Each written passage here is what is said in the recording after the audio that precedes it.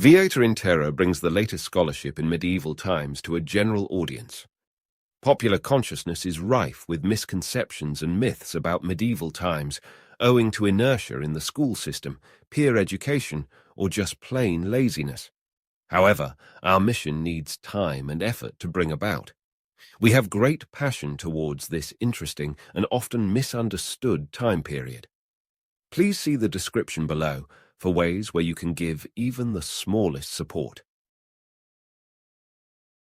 When people talk about the fall of Rome, they usually mean a date, a last emperor, and a barbarian king on a throne that belonged to someone else. What they almost never mean is the thing that mattered most: a sudden change in who could order whom around, on what scale, and with what resources.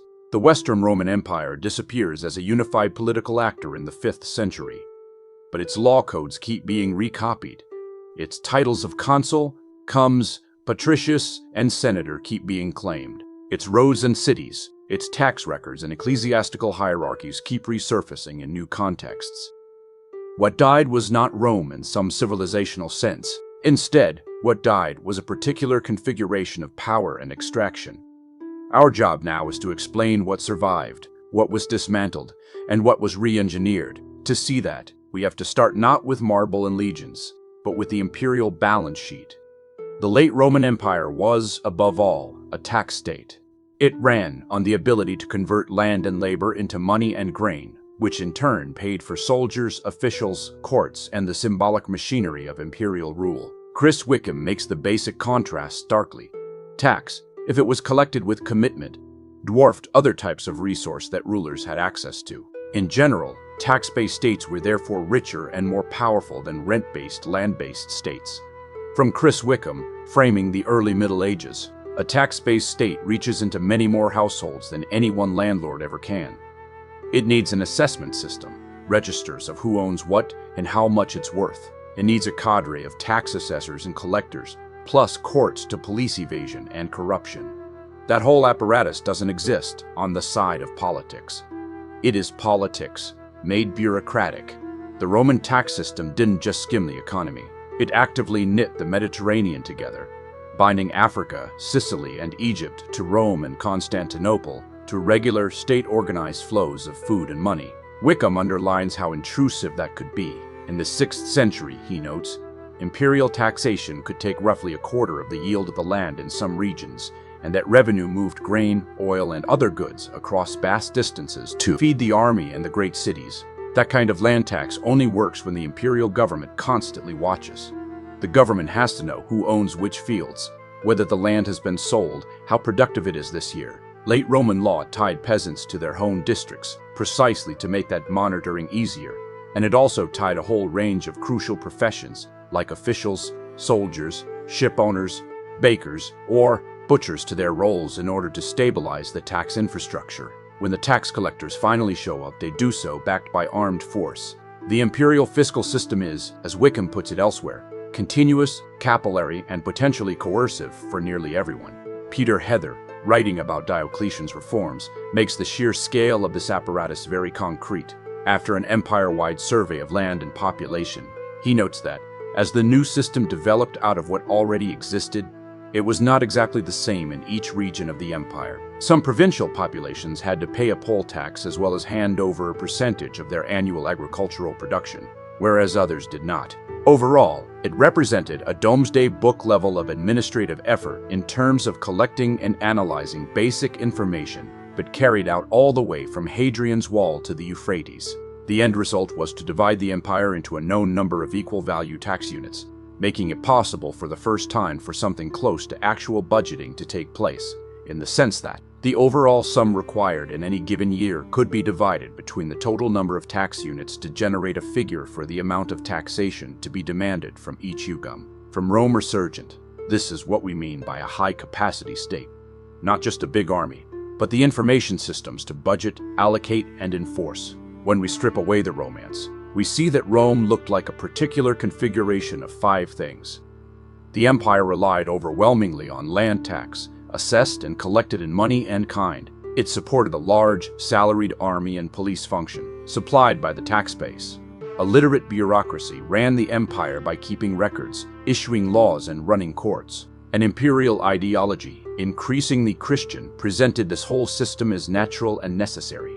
Cities, roads, and seaborne routes saw trade whose volume was partly driven by government demand. When we say that states had low capacity in the early Middle Ages, we do not mean some backwardness in some civilizational sense. We mean that its scores on these configurations have lowered. That matters because when one of these levers moves, the others follow. A ruler whose main income is rent from land, not tax from millions of taxpayers, has far fewer levers to move. He has fewer salaried officials to send into the countryside. He exhibits less ability to maintain large standing armies. Finally, he becomes more dependent on big landowners and their private followings. The Western shift from tax-funded to land-funded politics shows itself in armies made up of land-holding soldiers, royal wealth coming more from estates than from the fisc, and tax becoming one resource among others, often neglected because it was hard and unpopular to collect. Tax-raising states become much richer and more controlling than land-based ones, for the simple reason that property taxes reach far more people than any one ruler's rents. When rulers shift to a landed army and a landed politics, they trade fiscal power for elite buy-in. In turn, they accept a higher risk that parts of their realm will drift or break away. These institutional features lend themselves to a number of feedback loops. When frontiers crumble or raiding increases, rulers need more soldiers. More soldiers need more pay or more land, which means higher taxes or larger grants. Yet with a weak tax system, rulers shift to granting land and jurisdiction to their followers. Each grant strengthens local power and makes future central extraction harder. On the other hand, a dense monetized economy makes it easier to raise cash taxes.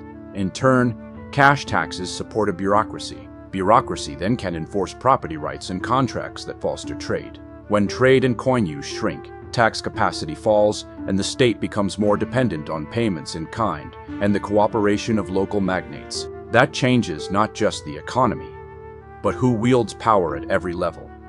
When the state is rich, it can attract elites with salaries, offices, and gifts. When it is poor, it must bargain with them, giving them land, immunities, and delegated authority. Strong states constrain peasants more tightly through taxes, conscription, and law. In turn, they can sometimes deliver more predictable security. Weak, fragmented states often mean lower formal burdens and more autonomy for peasants, at the cost of exposure to private violence and episodic invasion. Wickham emphasizes that wealth and power in this period almost always rest on extracting surplus from peasant cultivators either by taxes or rents. The form of the state simply determines who does that extraction and in whose name. The late Roman configuration takes up one end of that spectrum: high taxation, high administrative reach, a large professional army, and a Mediterranean-wide logistics machine. As Wickham sums it up, taxation thus underpinned imperial unity itself, for it was the most evident single element in the state's impact on the population at large, as well as the mainstay of the army, the administration, the legal system, and the movement of goods throughout the Mediterranean and elsewhere, all the elements which linked such a large land area together. If it failed, the empire would simply break up. But in fact, the empire broke up for other reasons. After it did so, taxation was a casualty in the West, but survived in the East. This contrast cannot be underestimated. From the inheritance of Rome, once that understructure is weakened or abandoned in the West, everything has to be renegotiated. Who protects whom? Who pays whom? Who can enforce which rules, and which identities matter for access to land, law, and office? That is the real inheritance of Rome, not just ruins or Latin phrases, but the long, messy process of rebuilding political order after the tax state at the center of the old world stopped working.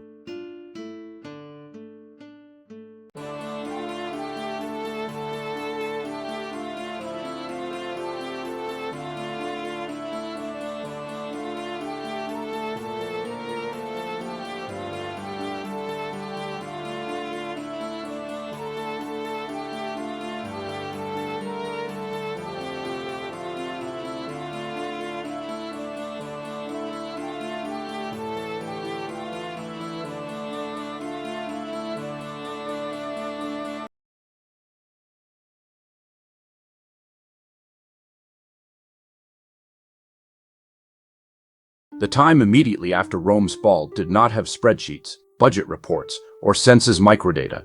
What remained were saints' lives, miracle stories, royal law codes that were half wish list and half propaganda, a lot of property deeds, and holes in the ground full of broken pots, animal bones, and the odd silver coin.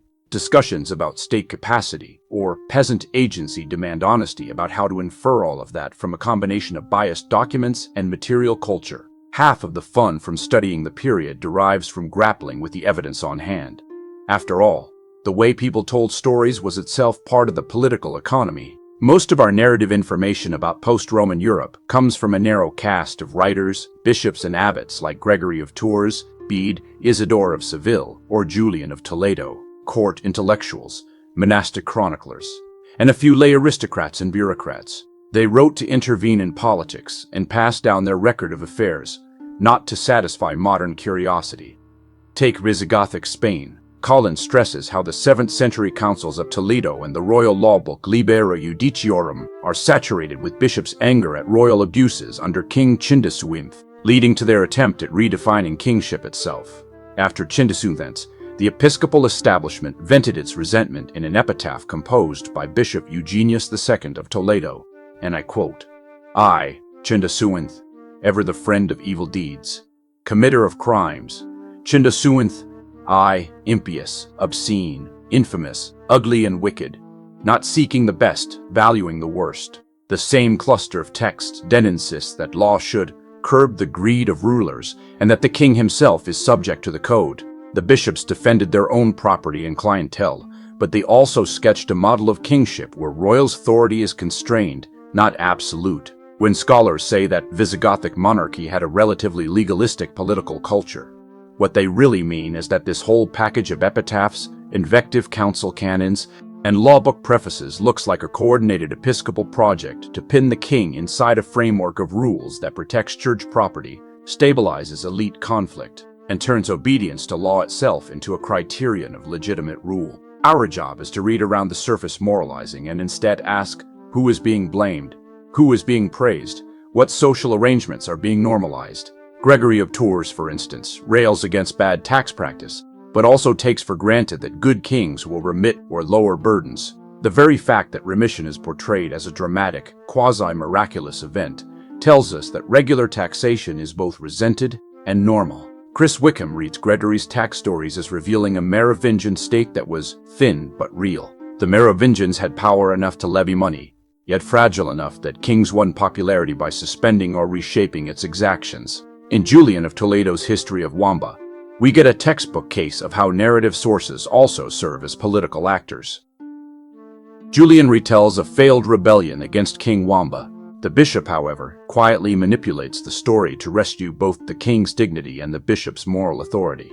A council canon had prescribed excommunication for rebels. Later, bishops tried to soften this, and Julian turns that whole legal-political mess into a dramatic scene in which the king magnanimously spared the rebels' lives yet refused total impunity, proving both his mercy and his firmness. This hair-splitting matters because these stories tell us what different elites say they want from kings. Bishops want a monarch who punishes violence but respects church property and consults councils. Lay magnates want predictable law and protection against arbitrary confiscation, not a tax-maximizing ruler. Everyone wants God on their side, so victories, famines, plagues, and coups mutate into divine commentary on policy. Even miracle stories and saints' lives are economic evidence once we stop reading them literally and start reading complaints within them. Hagiographers dwell obsessively on unjust judges, oppressive landlords, corrupt tax collectors, and the saint's role in relieving debts or protecting church dependents. The saint who miraculously recovers stolen grain or forces a count to free captives takes the role of a dramatized ombudsman. Their stories work only when the audience understands underlying patterns of exploitation. Every story thus serves as both a moralizing tale and a position paper, praising a king for defending the poor or damning him as friend of evil deeds. Reads also as an attempt to steer royal policy and to find legitimate uses of power. Textual sources speak in terms of sin, virtue, miracle, and legitimacy. Archaeological remains record where people actually lived, what they ate, what they built, and how far their pots, glass, and coins traveled. These give no neat printouts of taxates or rents, yet remain a set of physical traces that show who controlled what resources, at what scale, and how those resources were consumed. Christopher Lovelock's work on Northwest Europe is a good introduction. He starts from a deceptively simple category of high-status sites, or big rural complexes with imported pottery and glass, specialized craft activity, and evidence of livestock specialization. He then dismantles the entire concept entirely. Standard archaeology has equated high status with materially wealthy and low status with materially poor, mostly by looking at access to imported luxuries. Lovelock points out that under that single label, one can actually hide a broad spectrum of social ranks from local notables or free allodial landowners through to regional elites and a higher aristocracy. The application of archaeological and anthropological frameworks of interpretation has not shown sufficient awareness of the complexity evident from textual sources, nor of the impact of land and seascape settings and social roles on access to portable wealth. Once the real complexity of early medieval populations is accepted, the usefulness of the generalizing label high status, founded primarily on apparent correlation with material wealth, has to be questioned. From Northwest Europe in the early Middle Ages, a comparative archaeology. That spectrum matters. If a small free peasant with decent land can amass enough surplus to buy a few glass vessels and some fine ceramics, then material culture alone will blur the line between elite and non-elite. Conversely, a regional magnate running a large estate might show relatively few prestige imports but a strong signature in livestock, game, and meat consumption. Lovelock underlines that we need to think about integrated lifestyles of consumption, production, and social display, and to put control of land-based resources on the same footing as imported objects. For example, at what point did a free peasant landowner become a member of the elite? Were all free peasants members of the elite, or did a peasant elite exist alongside a local, regional, and higher aristocracy? And how do we distinguish them archaeologically? Nor may there have been a simple correlation between access to imported luxuries and social rank. It is only the anthropological models of social evolution that suggest that access to luxuries ought to have been controlled by the highest social elite for subsequent redistribution among clients. Verhulst, in contrast, showed very clearly that while the Merovingian and Carolingian Frankish kings were concerned to tax the export and import of bulk commodities, they showed no overt interest in restricting the access to smaller luxury items within their borders. The very items that prestige good theories suggest they should have been concerned about, if their possession reflected an enhanced social standing by themselves. From Northwest Europe in the early Middle Ages, a comparative archaeology. Only then can we start to distinguish secular aristocrats, ecclesiastical elites, and well-off local notables. Now, different models of political economy predict different archaeological landscapes. A top-down prestige goods model, where kings control luxuries and distribute them through patronage, would suggest that exotic goods clustered tightly at royal or quasi-royal centers. Yet, as Lovelock notes, studies by Verhulst show that Merovingian and Carolingian kings focused their fiscal attention on taxing bulk commodities like grain, livestock, wine, and salt. They showed no overt interest in restricting the access to smaller luxury items inside their realms. These are precisely the goods that prestige goods theory says rulers should control. The fact that they did not make simple redistribution models much less convincing, pushing us towards a picture of more diffuse, negotiated elite consumption. At a finer scale, faunal assemblages and house plans show how surplus and social rank actually play out on the ground. Lovelock's discussion of two sites near Lyon dating between the 7th and 9th centuries is telling. The Rue Pierre-Audry is a substantial complex with multiple masonry ranges and around 10,000 animal bones. It looks like a villa-type estate center, housing elements of the secular aristocracy. Sheep and goats make up roughly half the assemblage, pigs 1/3, cattle 15%, and wild species a minor supplement, with cattle increasingly slaughtered young in their prime for provision of meat. Here exist no luxury imports, but the meat profile screams elite consumption. A short distance away, on the slopes of the Croix Rousse, the Rue des Chartreux settlement consists of dry stone sill foundations in an L shape and an attached burial group. Radiocarbon and artifacts dated to a short 7th century occupation. Its animal bones are dominated by sheep at 74%, with pigs at just under 16% and cattle at 10%. The excavators explained it as a family farmstead in the immediate hinterland of Lyon, with its own burial ground, despite the proximity of town cemeteries. Strikingly, this more modest farmstead has the richer artifact profile. Among its finds are 14 fragments of glass vessels. Put side by side, the two sites show that wealth is not a single dimension. One has meat patterns like those of elite centers, but no obvious luxuries. The other looks more like a well-off peasant farm in terms of scale, but has more glass on the table. Lovelock's conclusion is that we are looking at a differentiated rural hierarchy in which control over land, herds, and labor, the stuff of rent, does not map perfectly onto access to imported goods. This archaeological evidence dismantles any neat binary between lord and serf and suggests instead a graded landscape of free allodial peasants, small estate holders, and larger aristocratic centers. Burial evidence pushes the same point into physical space. At Flixborough and Ceres, two major central places, the dead are not all buried together. Lovelock notes that at Flixborough, a mortuary chapel with rich graves sits at the core, while poorly preserved graves some 70 meters away, including men and women, show signs of lifting heavy loads and skeletal strain, with spinal lesions and osteoarthritis, probably from agricultural lives.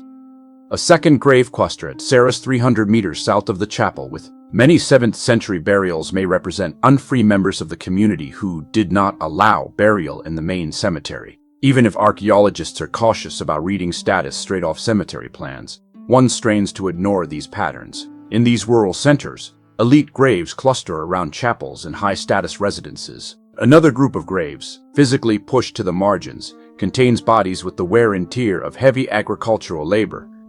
The social order is literally written into the topography of the dead. Chris Wickham uses settlement forms at a continental scale to sketch very different political economies. Early medieval Ireland is his favorite example of a world where archaeology shows an unusually flat settlement hierarchy. Radiocarbon dating of over 100 ring forts suggests that the classic Irish rath, a small round fortified enclosure, is overwhelmingly an early medieval form. Such ring forts and Lake Island crannogs are the dominant settlement type from the 5th to the 9th centuries. These settlements seem to have housed kings and peasants alike. Irish law tracts imply that royal housing was larger, but excavated ring forts all share similar internal layouts, with one or more round houses of wattle and planks that are not significantly more elaborate in the highest status settlements. There is no developed settlement hierarchy here. The largest settlements may be monasteries, but even then the gap is limited. Material culture matches this. Ireland is a country of wood and iron. Woodworking is highly skilled. Iron appears on every site. Leather and cloth are well made. But there is little sign of organized artisanal quarters, very restricted local pottery production, and only modest amounts of imported ceramic or glass. Wickham's reading is that this fits a peasant mode, ranked society structured around cattle rather than land, with relatively shallow economic differentiation, and no strong tendency toward large-scale accumulation or state building. This Irish case shows what a world of weak central extraction looks like in the ground. Lots of similar small fortified homesteads, little imported stuff, very few clear estate centers, and a long-distance trade footprint that is tiny compared with the North Sea coasts or the Rhineland. Fortifications tie all of this back to coercion. Guy Halsall starts his survey of rural sites by pointing out evidence that cuts against the usual age of castles cliches. Most early medieval farmsteads, hamlets, and even many high-status sites are not strongly defended. Anglo-Saxon, Merovingian, and Carolingian rural settlements are collections of timber buildings, halls, and ancillary structures, without any sign of defensive walls, banks, ditches, or palisades.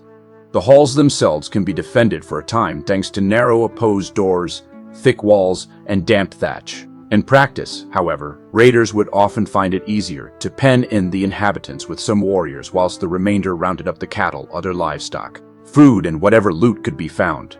Proper fortifications cluster elsewhere, in late Roman town walls, a few defensible villas like Burgos, with its walls and towers, and later in strategic hill forts and frontier strongpoints. When we see thick stone walls with towers around a town, or a fortified hilltop above a valley, we glean decisions about where to concentrate the ability to withstand siege and control movement. Halsall notes that small hilltop fortifications abounded in Italy, with fortification going back to the Ostrogothic period and intensifying in the Gothic Wars and later political fragmentation. The relocation of villages to such sites or encastellamento is very clearly tied to troubled times and the need for lords to protect themselves and their dependents while also asserting territorial control. Other archaeologists, like Peterson, map similar patterns at the urban scale. In the 6th and 7th centuries from Mesopotamia to the Rhine, one often sees a walled city center surrounded by a ring of villages clustering just outside the wall.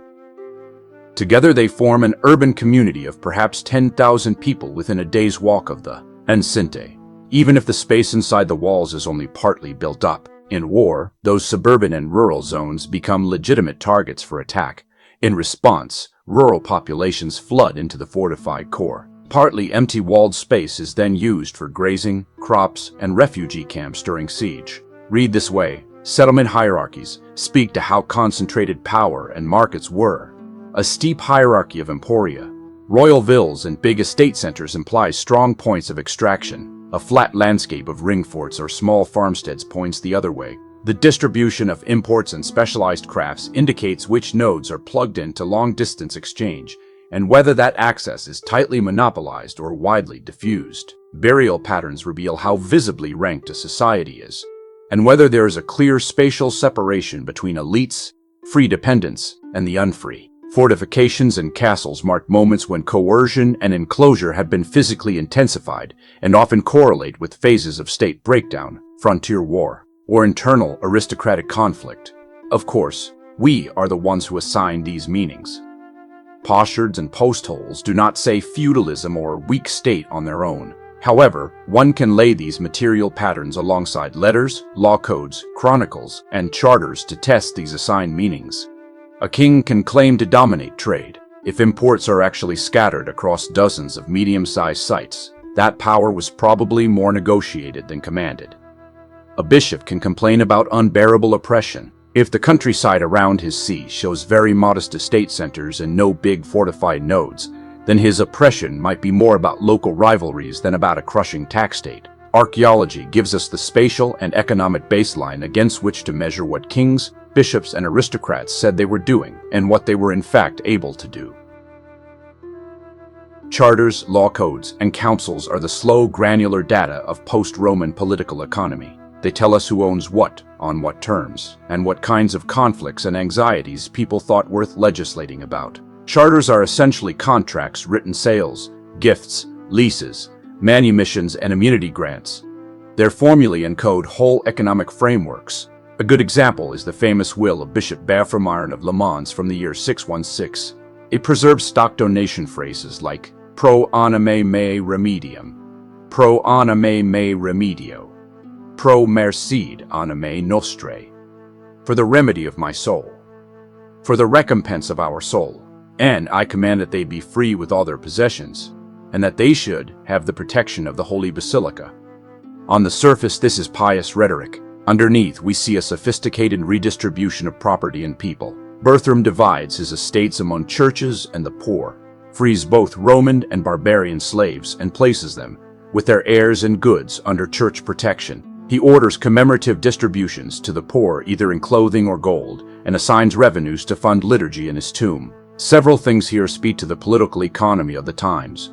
A bishop is stabilizing a geographically wide property portfolio into ecclesiastical hands, ensuring institutional continuity beyond his death. Slaves are being turned into semi-free dependents. They are freed, but tied to the church's defensio. The bishop's act both moralizes and locks in labor and dues. The will turns a spiritual capital of prayers and liturgy into a precise schedule of payments, alms, and services. The bishop's will thus preserves memory of a liturgical rent economy. Multiply this by thousands of donatianas pro anima across Merovingian and Carolingian Francia or Lombard Italy, and we get a large long-term transfer of land from aristocratic families into churches and monasteries. Under the cover of saving one's soul, these little pro remedio anime clauses posed cumulative effects on the economy that carried into ecclesiastical developments for the whole Middle Ages. Law codes and royal edicts are even more obviously political texts, but again they're best read as symptoms of pressure points. Some Visigothic laws in the Libera Judiciorum explicitly aimed to curb the greed of rulers and to contain the king's abuse of power and extortions from his subjects, culminating in a striking principle. The law was greater than the king. These lines speak to the early medieval political economy in Spain. Royal extraction had become intrusive enough that both nobles and bishops wanted clear limits. There existed a developed notion of public office contrasted with private wealth, a crucial building block for any state that transcended mere warbands. Law is being used as a tool in an intra-elite bargaining game. Kings accept some constraints in exchange for recognition and ideological support. Ecclesiastical councils sit between charter and law. The councils of Toledo, for example, mixed doctrinal canons with secular provisions about succession, loyalty, property, and royal protection. They threaten excommunication for would-be usurpers, for fortune-telling about the succession, and they guarantee the fidelis of the king undisturbed possession of lands he has granted them. A double game is being played here underneath the pomp and piety. On one hand, councils denounce conspiracy and rebellion. On the other hand, the bishops repeatedly accept successful usurpers like Chindasuint, never actually applying its threatened sanctions until after the political dust has settled. That gap between norms and practice shows a clergy committed to strong monarchy in the abstract, but flexible about which monarch, working with whoever won succession disputes. Some law texts even speak directly to micro-level social relations. The Lex Riboria has a chapter on manumission in church that shows how freeing a slave for the salvation of his soul produces a new semi-free status, the tabularius tied permanently to the church. A master who wishes to free his own slave for the salvation of his soul shall hand him over with charters in a church into the hand of the bishop, and the manumitted and all his descendants shall remain free and be under the church's protection, and let the entire income of their status remain with the church. Again, the text moralizes on freedom and salvation, and it economizes by locking a labor-bearing household into church jurisdiction, making attempts to elevate them to full free status punishable by a massive fine. Aggregating charters, codes, and councils lets one get a slow-moving picture of how land gets concentrated or fragmented, how categories like slave, freedman, tenant, and free landowner are being redefined, how kingship oscillates between arbitrary force and law-bound office, and how church institutions accumulate property and legal dependence while narrating it as charity and penance. Because the sources are so thin and so loaded, small interpretive nuances compound into very different macro pictures. Modern historians basically run competing models on the same dataset. One cluster tends to see relatively thin but real post-Roman states, limited fiscal extraction outside a few core zones, but still enough judicial, military, and ideological capacity that kingship matters. Chris Wickham, for example, uses charters, settlement archaeology, and law to argue for a wide spectrum of peasant conditions, from heavily lorded tenants to relatively autonomous free landowners, and emphasizes that exchange and monetization are often small-scale but present, especially in coastal and frontier zones. Others, like Peter Heather, for example, put more weight on large-scale movements of people, imperial-level military logistics, and sustained tax extraction in places like Justinianic Italy or the later Papal State, seeing more continuity of big power than those like Wickham would accept. Guy Halsall, in contrast, foregrounds endemic aristocratic violence, the limited fortification of rural sites, and the importance of small warbands and raiding and structuring rural life, which tends to push his interpretation toward weaker routine state control and a more predatory local elite. On ethnicity and barbarian kingdoms, Goffart and those influenced by him read the narrative sources and law codes as evidence of slow, negotiated relabeling of existing populations, a Roman provincial society that gradually calls itself Goth, Frank, Lombard, etc., rather than of massive folk migrations.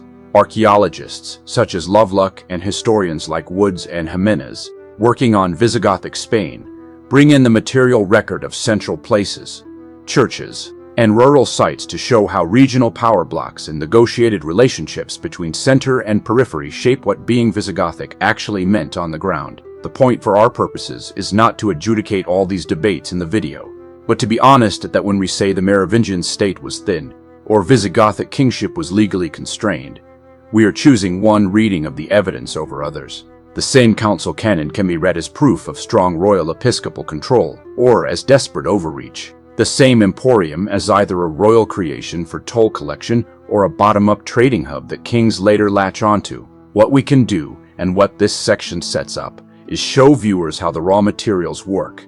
Narrative sources tell us what powerful actors wanted to be true and which abuses scared them. Archaeology tells us how settlements, wealth, and violence actually distributed themselves in space. Charters, law, and councils show us how elites tried to formalize property and authority, and where practice deviated from norms. From here, when we go region by region through Italy, Gaul, Spain, the Balkans, and the East, we can keep asking the same set of questions, given this kind of evidence.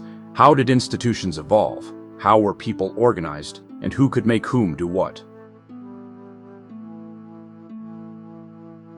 Violence in the post-Roman world is one of the main mechanisms through which political authority is created, monetized, and spatially organized. When a Frankish king burns a city, when Totila tears down the walls of Naples, when peasants are herded into a hilltop castrum in Tuscany, these episodes of destruction reveal moves in a competitive market for protection. Who can threaten you, who can save you, and what you must pay for either outcome. Late Roman imperial power had already been deeply militarized, but its violence rested on a particular configuration of big field armies, long supply lines, and continuous frontiers. The Rhine and Danube, the defense lines of Africa and the East, are popularly imagined as lines on a map. Garrisons and forts, of course, sit at points, but those points matter because they are linked into a maintained line that the imperial government can reinforce with legions and grain from far away. After 400, that configuration begins to break up. In the West, tax collection shrinks, field armies fragment, and central coordination falters. Successor regimes continue to think in Roman categories of provincial units and city-based administration, dressed up with imperial rhetoric, but their military reach is shorter and more uneven. In the East, emperors like Justinian can still move fleets and armies across seas and mountains, but even they increasingly rely on a lattice of fortified cities and strongpoints rather than on an unbroken frontier zone. We can see this shift in the way warfare is described. Minimalist historians once put forward that early medieval armies lacked the logistical capacity for serious sieges. Cities, they said, were nearly abandoned and not worth the effort, so warfare was mostly raids for booty and honor. On this view, whenever sources talk about siegecraft, engineers, or organized logistics, they must be copying classical models or indulging in literary cliché. Leif Peterson, on the other hand, spends several hundred pages dismantling that picture. He shows that from Gaul to Italy to the Balkans, there is abundant evidence of cities and fortified sites being besieged, blockaded, mined, and stormed, and that such operations demanded serious planning, craft skills, and supply systems. In his formulation, late antique states were dominated by common socioeconomic realities, cultural and mental outlook, and similar practical concerns. While different urban models evolved in the 5th to 8th centuries, the new developments in military organization and similarity of technology made sieges possible in areas where only a rudimentary Roman infrastructure survived. Furthermore, civilians, urban artisans, city-dwelling farmers, and people from the surrounding countryside were significant to the defense of cities and supplemented regular troops, whether they belonged to a local garrison, a magnate's retinue, or were installed by a distant ruler. Thus, even thinly settled cities remained important military and political centers. From Leif Peterson's siege warfare and military organization in the successor states, a single case study makes the point. In 508, a former Roman city of Arles in Gaul was besieged by Franks and Burgundians. The Vita Caesari and Ostrogothic administrative letters show besiegers demolishing extramural buildings for siege works and blockading both city and river. Inside, a Gothic garrison fought alongside the civilian population. Different social groups were assigned specific stretches of wall, with Jews singled out as responsible for one sector. The defenders maintained a patrolled no-man's land outside the walls. After the siege was lifted by an Ostrogothic relief army, the Ostrogothic government remitted taxes to cover wartime damage and wall repairs, and the bishop spends years integrating ransomed prisoners into his household. The post-Roman world thus saw fortifications, provisioning, and siegecraft as central to both warfare and fiscal policy. The same is obvious in Justinian's Gothic War. When Totila captured Naples in 543, the city's 1,000-strong garrison ran short of supplies. 2 relief fleets were organized, one wrecked by storms, one intercepted. Once the garrison surrendered, Totila deliberately tore down the city walls so no one could use them against him. A decade later, after taking Rome in 546, Totila again dismantled a substantial stretch of its wall circuit and its gates. explicitly because he could not spare the manpower to garrison such a huge fortified node. Violence here was targeted at strong points that defined who could project force where. Destroying walls was a way of rewriting avenues of possible coercion. If we want to understand early medieval political economy, we have to follow the shift from lines to nodes. Fortifications become the physical hardware of protection markets. The question shifts from, does the emperor hold the frontier, to which lords, kings, bishops, and war bands hold which fortified points, and how far does their military capacity radiate from each one? The late Roman army was structured around the defense of vast, continuous boundaries. The Rhine and Danube frontiers, for example, were dotted with forts and watchtowers manned by limitani. Mobile field armies, the comitatenses, backed them up. Campaigns were conceived along provincial axes, such that the emperor or his generals marched across multiple provinces, drawing supplies through a tax-funded transport network. This system assumed three things: an imperial apparatus that can extract taxes across huge territories, the ability to keep major roads, bridges, and river routes open, and a logistics apparatus capable of feeding large armies on the move. After the year 400, especially in the West, those assumptions weakened.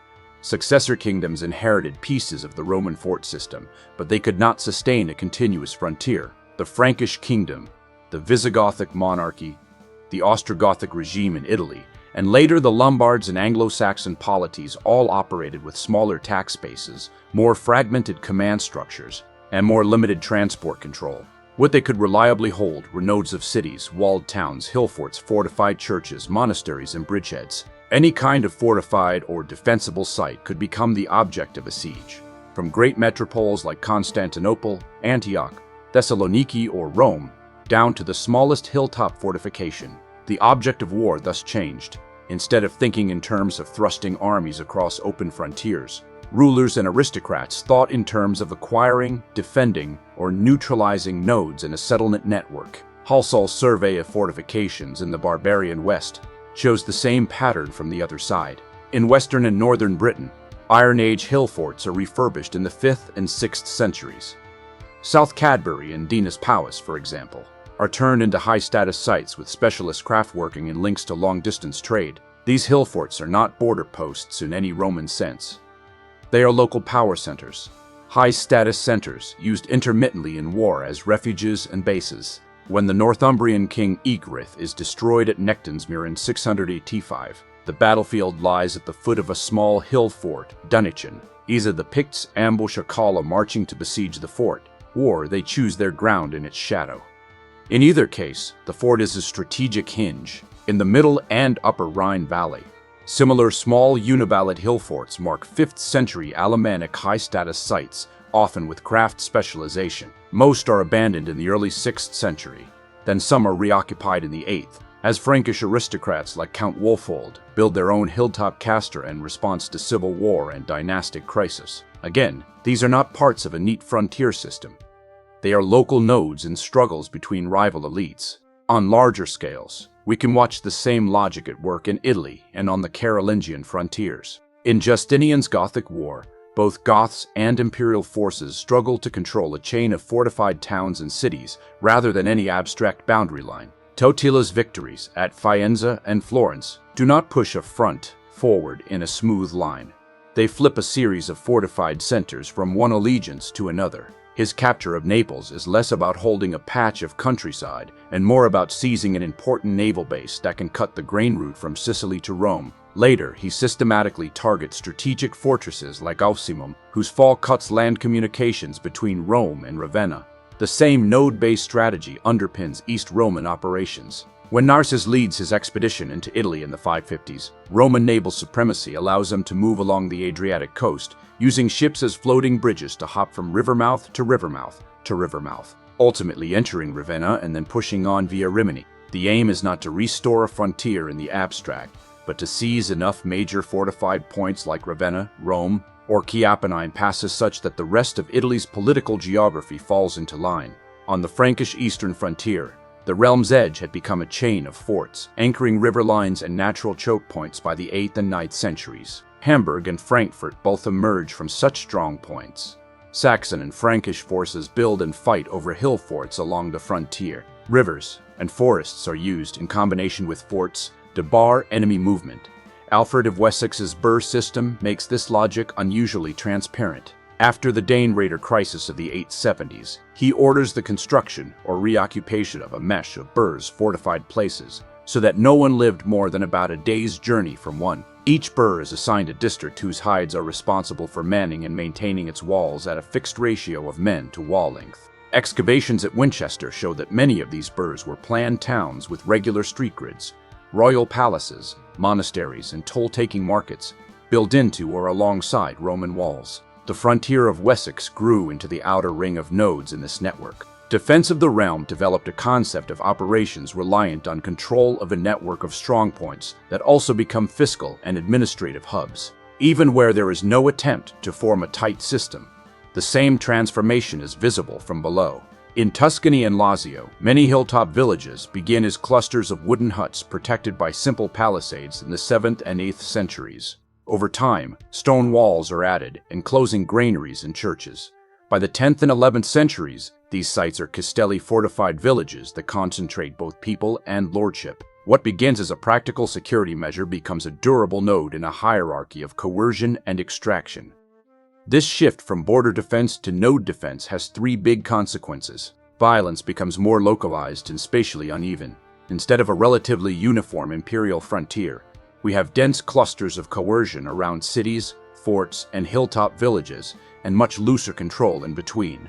Rights over people and resources are also increasingly attached to specific fortified points. Whoever holds Arles, Naples, Oximum, a hill fort in the Argonne, or a Tuscan castello, effectively controls the surrounding countryside's tribute and military service, at least until another force can organize a siege. These thus see the costs of war reshaped. It is still possible to raid across open country with a small band, but decisive moves now require the ability to besiege or defend nodes. That, in turn, demands deeper fiscal and organizational capacity. We will follow that logic in the next subsection, where sieges become the real test of high-end power. For now, the key idea is that the late Roman line dissolves into a web of contested points. The radius of control around each of these points and the bargains struck under its threat are what give structure to the early medieval protection market. If border fortresses are about where power stops, siege warfare is about how far power can reach beyond its home base. Raiding is cheap. A few hundred men on horses can ride in, burn a granary, grab livestock, and be back across the frontier in a week. A real siege is the opposite kind of operation. It pins an army down for months, demands huge amounts of food and fodder, specialist labor, engineers, carpenters, smiths, and above all, administration. It is in effect a stress test of the political economy behind the army.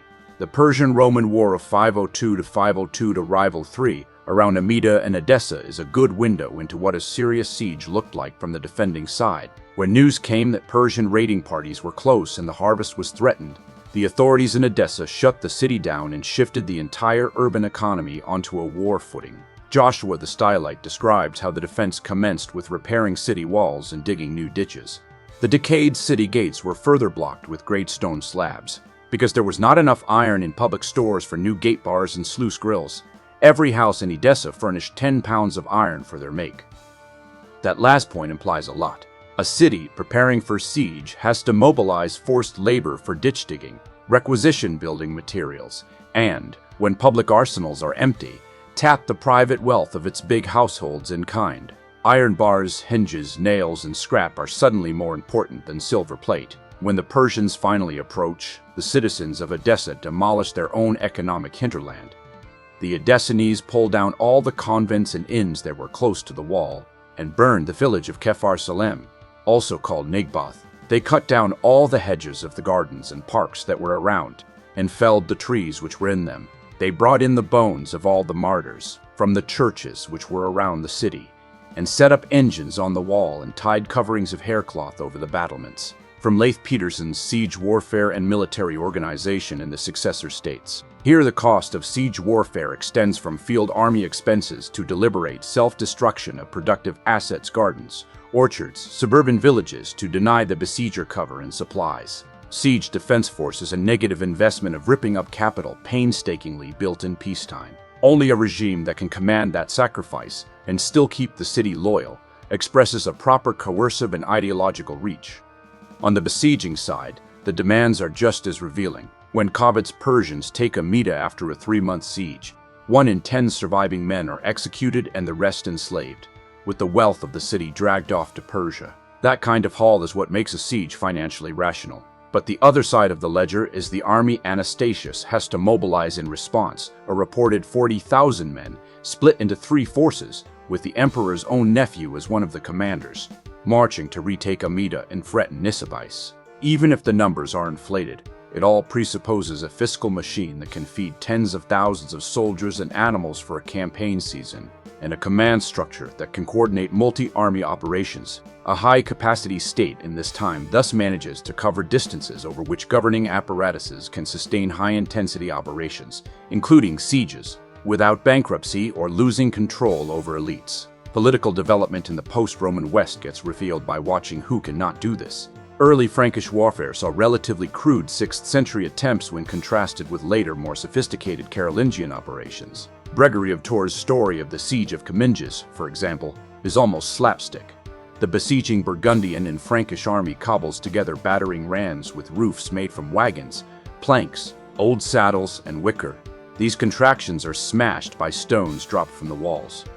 The defenders hurl boxes of rocks and even burning barrels of pitch and fat. In the end, the city falls not to engineering but to treachery and collapsed morale. Gregory comments that the town could easily have held out for a long time if the garrison had the will. Siege warfare thus often acted as a kind of super raid in these low-capacity polities. Noisy, improvised, dependent on luck, betrayal, or a sudden drop in morale on one side. The logistical tale is short, the army is impatient, the tools are makeshift. In a world of this sort, fortified towns and hill forts are hard nuts to crack, and the most rational military strategy is often to avoid sieges, raid the countryside, and bully local elites into deals instead. By the 8th and 9th centuries, though, the Carolingian monarchy has built a much denser apparatus behind its armies, and that shows up in the kinds of siege they can mount. Under Charles Martel and Pippin the Short, formal sieges routinely involve lines of circumvallation continuous, encircling earthworks around cities like Avignon and Narbonne, and the use of stone-throwing engines and battering rams. This is an organizational as much as a technological shift. To ring a city with one's own fortifications needs entrenched labor forces, carts, timber, tools, and the discipline to keep men in the field long enough for starvation or negotiation to work. The Siege of Tortosa in 809 is a focal example of what this looks like at full stretch. Louis the Pious, still king of Aquitaine, campaigns against the Umayyad Emirates' Ebro frontier. Astronomus, his biographer, says that he struck Tortosa with battering rams, mangonels, vini, and other devices, arietibus, manganibus, vinas, etc., argumentis. Louis had been granted 4 large estate complexes to cover his household's needs, and was backed by Frankish magnates to besiege several cities in sequence. Louis entered Spain, besieged Tortosa on the Ebro, and after spending some time in the assault, when he saw that it could not be taken quickly, he abandoned the siege and returned to Aquitaine with his army unimpaired.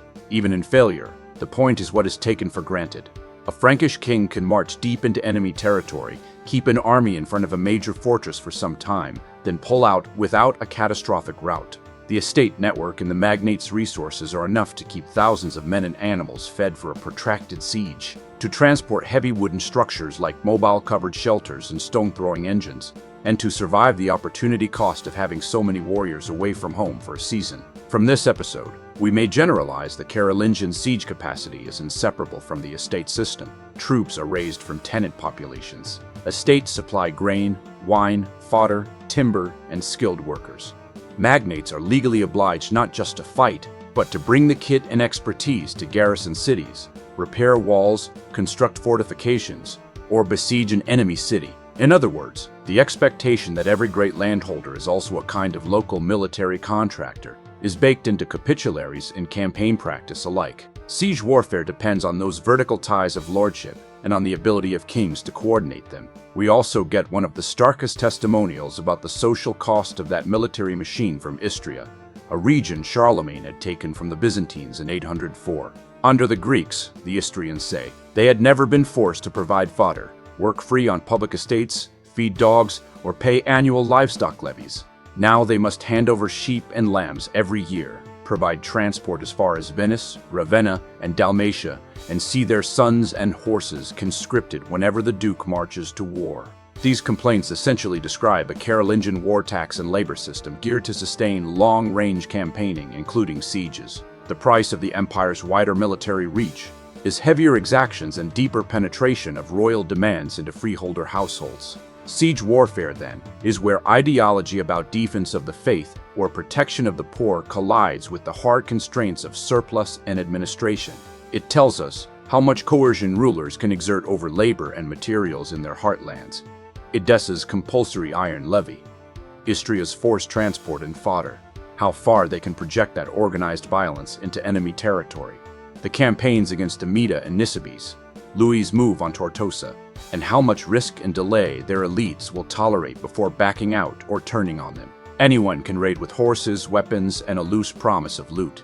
Very few regimes between 400 and 800 can repeatedly mount the kind of sieges that late Roman emperors, some Ostrogothic and Lombard kings, and the mature Carolingians attempt. That difference between the politics of raiding and the politics of siege logistics makes up much of the inheritance of Rome in military terms. When the Roman tax state unravels in the West, no movie-clean collapse happens. Fields are still plowed, rents are still paid, kings and bishops still hold assemblies, but the variance of what happens goes up sharply. A stretch of quiet years can be broken by an Arab raid on the Tyrrhenian coast, a skirmish between Lombards and Eastern Romans in the Apennines, or simply by a neighbor's private war spilling over into one's valley. Transport through open country becomes riskier. Borderlands and river crossings are fought over. Harvests can be lost to one bad campaign. The Roman collapse fed into a rapid clustering of people into fortified sites, the castelli, and the emergence of private rights attached to those fortifications rather than to public office. Insecurity thus serves as the lever that lets local powers turn military investment into jurisdiction and rent. In that environment, freeholders and small landowners buy protection in several currencies. One is land and rent. Big monasteries such as Farfa, Monte Cassino, and Subiaco, or lay magnates in Lazio and Campania, can offer walls, garrisons, and legal muscle. What they ask in return is the long-term transfer of land, or the conversion of allodial plots into dependent tenures with fixed dues.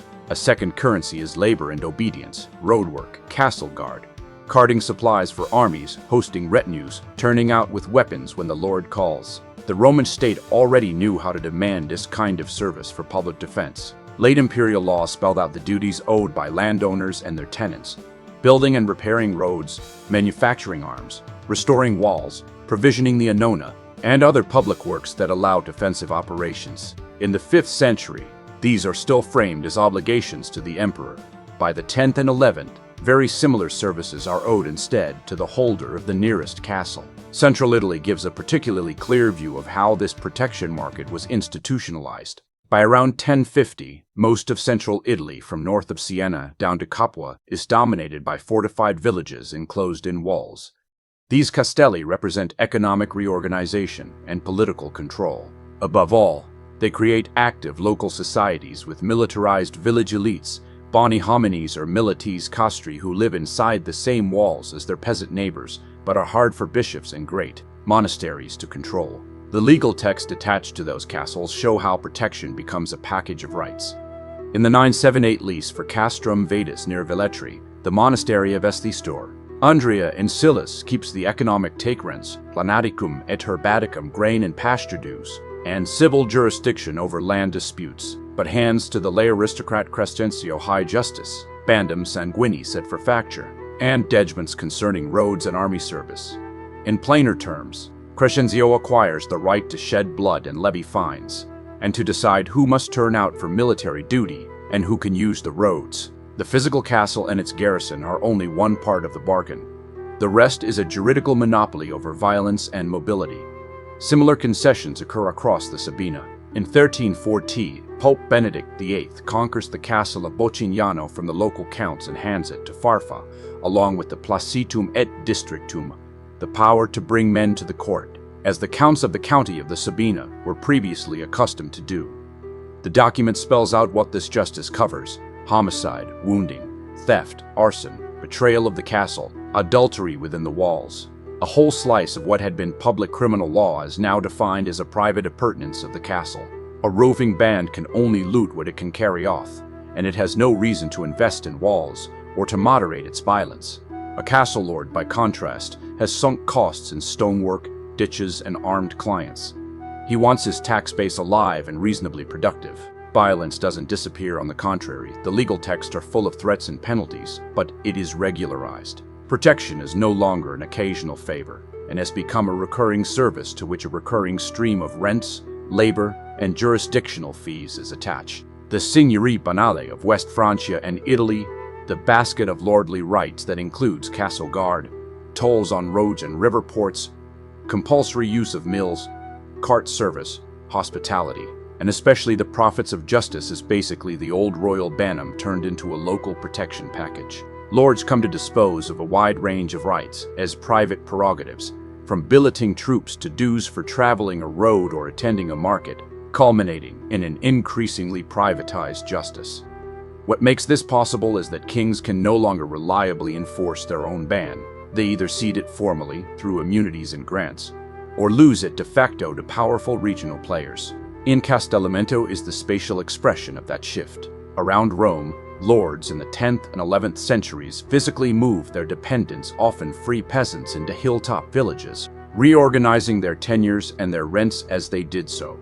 Once people are inside the walls, their ability to appeal to a distant public court or to simply walk away to another patron is much reduced. The same move that supposedly protects them from Saracen raiders or predatory neighbors also channels their labor and surplus into a narrower set of hands. But this is not purely a top-down, aristocratic story. Archaeology from Tuscany and the Sabina suggests that many nucleated villages predate formal castelli. From the 6th to 8th centuries, survey data show the collapse of the villa system and a dramatic drop in the number of rural sites. Yet excavations of hilltop settlements reveal concentrated populations living in simple wooden houses without clear signs of aristocratic management. The creation of these communities often followed peasant logic, with defensive fortifications and prestigious stone dwellings added later as rural aristocracies solidified. In that reading, peasants clustered together for mutual protection and labor sharing. Only in a second phase do lords wrap walls around those clusters and formalize them as castelli with attached rights. Rome and its immediate hinterland show the limits of this privatization. Within the Agro Romano, the broad rural district directly dominated by the city, the papacy is very reluctant to concede immunities. When individual estates or churches receive exemptions from papal placitum et districtum, the documents stress that these are narrow exceptions to an implicitly universal urban justice. In other words, where a strong city-based judicial system survives, the protection market is kept in check. Castles exist, but there are castle-free zones, where private power cannot easily carve out territorial lordships. The contrast with the mountains of the south, where the unit of political power became the mountain valley dominated by a single family and its castrum, could hardly be sharper. Taken together, these Italian cases let us see protection as a market with multiple scales and suppliers. At one end, kings and emperors still offer large-scale defense, but only intermittently and with dwindling fiscal backing. At the other, castle lords, bishops, and abbots sell everyday security and dispute settlement in exchange for rents, tithes, labor, and recognition of their banus. In between, some peasant communities try to hedge, building their own fortifications or playing one patron off against another. The result, by around the year 1000, is a layered, overlapping set of protection relationships. People pay tax, rent, tolls, and fines upwards along several channels, all justified by the same promise that someone else will mobilize force so they don't have to. If each castle, fortified city, or monastic ringwork is a node in the protection market, each also projects a radius of coercion, a zone within which its lord can credibly threaten to burn fields, block roads, exact tolls, enforce court judgments, or summon men to arms. That radius is easiest to see where fortifications are arranged in semi-systematic networks, but it also exists at the level of a single ringwork over a single valley. Alfred's burh system is the cleanest worked example of how a state can deliberately design such radii. The Burgall Hittite, the early 10th century list of burhs and their garrison obligations, lays out a network of fortified places such that no inhabitant in Wessex is more than a day's journey from one. Each burh is assigned a number of hides. Each hide owes a fixed quota of men to man a given length of wall. Every rural district thus lies within range of at least one garrison that can offer refuge and counterattack against raiders. Second, overlapping coercion. Those same garrisons can enforce tolls at gates, demand labor for wall repairs, and serve as venues for royal courts. Excavations at places like Winchester and Wareham show that many burhs are not just emergency refuges, but planned towns, with street grids, markets, royal halls, and churches laid out inside new or refurbished circuits. For a Viking raiding army, the effect is brutal. In the 870s, large great armies could camp on open ground, plunder at will, and winter where they liked. After Alfred's reorganization, every march through Wessex risks contact with a fortified provision garrison that cannot be overrun by a quick rush. The Danish defeat at Edington is followed not by a neat frontier treaty, but by a permanent change in the spatial calculus. The threat radii of the burhs now overlap across Wessex like circles on a map. That same geometry is what gives later West Saxon kings leverage over their own aristocracy. A local thegn who resists royal orders knows that the nearest burh is both an anchor for royal troops and a place where shire and hundred courts meet. In other words, the burh's coercion radius is both military and judicial. On the Carolingian eastern frontier, big earth and timber forts like Eresburg and Biereburg play a similar role. During the Saxon Wars, these strongpoints are repeatedly fought over because whoever holds them can dominate the river valleys and approach routes they command. These fortifications sit where roads cross, where rivers can be forded, where upland and lowland meet points at which movement, and therefore trade and raiding, can be channeled. To hold Eresburg is to be able to block or tax traffic along a section of the Westfor Valley, launch punitive raids into neighboring Saxon districts, shelter collaborators and clients within the walls, and physically symbolize Carolingian dominance in a region that otherwise has very shallow royal administration. When a strong point like this falls, the radius of coercion around it flips alignment. The same farms and hamlets still exist. The same paths still run through the woods. But now it is Saxon war leaders, not Frankish counts, who can credibly demand hostages, levy tribute, or burn fields in reprisal. Over time, enemies learn from one another. By the later 8th and 9th centuries, Bretons, Slavs, Avars, and Danish rulers all build and storm similar fortifications. The technology is shared: earth banks, timber palisades, towers, ditches. What differs is the thickness of the institutional backing behind each fort. A royal fortress tied into a network of counties and church lands has a deeper coercion radius than a one-off hill fort belonging to a single clan. Drop down to the estate scale and the archaeology shows another, quieter layer of coercion radius. A pattern at sites like Petegem and Soest has earthwork defenses often enclosing only the high-status core of the settlement, the lordly hall, a church, and storehouses, leaving much of the wider population outside the bank and ditch. That layout tells us that fortifications were not primarily about protecting a village per se. Rather, they protected people, the lord's family, his retinue, the treasury, and perhaps a relic shrine. The fortification of parts of major estate centers of counts and bishops, like Petegem in East Flanders, with its figure of 8 ditches and earthen rampart, and Soest in Westphalia, with its dry stone-faced rectangular rampart, cannot be viewed as expressions of power akin to the coastal ring forts of West Francia or the burhs of southern and central England. The ringworks at Petegem encircled only the high-status foci, and the rampart at Soest only the key episcopal churches and the bishop's residence. The defensive value for all the inhabitants of the Petegem and Soest settlements was probably secondary to the demonstration of social differentiation in terms of who and what was worth defending. From Christopher Lubluck's Northwest Europe in the early Middle Ages, circa AD 600 to 1150, a comparative archaeology. Even when walls do not surround every house, the threat emanating from the ringwork covers a much wider area than its interior. Peasant farmer living a kilometer away, with fields just outside the ditch, knows that the men inside are the ones who can call him up for guard duty on the rampart, demand transport for timber and stone, seize his animals for campaign fodder, or drag him into the Lord's court for assault or debt. The ditch marks a social boundary between inside and outside, but the coercion radius extends along roads and field paths far beyond that line. It covers the time it takes a small mounted group to ride out, enforce rights, and return.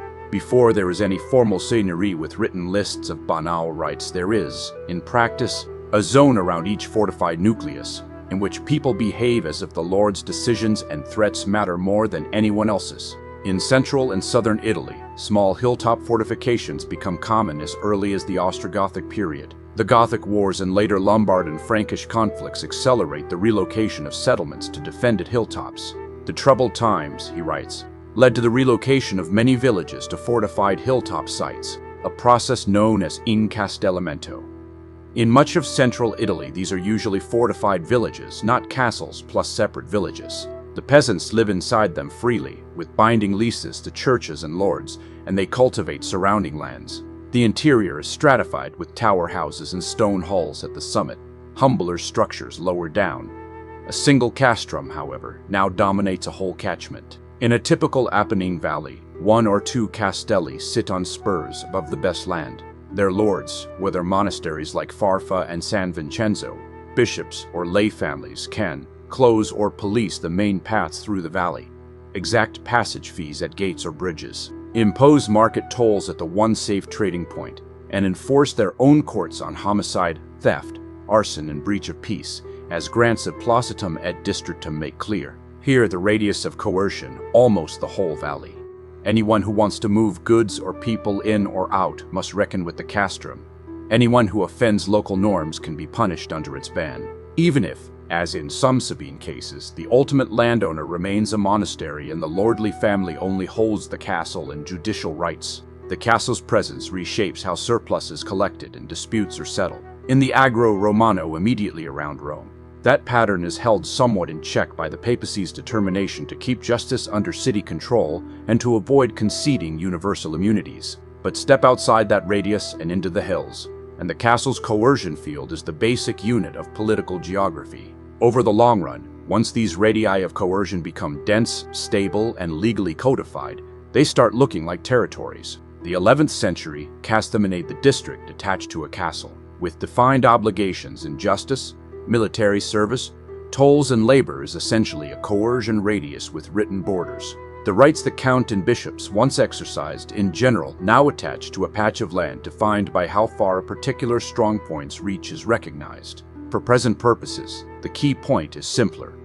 After Rome, violence is organized less around long frontiers and much more around fortified points. Protection is offered, sold, and withheld around those points. The spatial reach of power has transformed from the empire up to the limes into the land from which this burh, this fort, this castrum can make its coercive powers bite.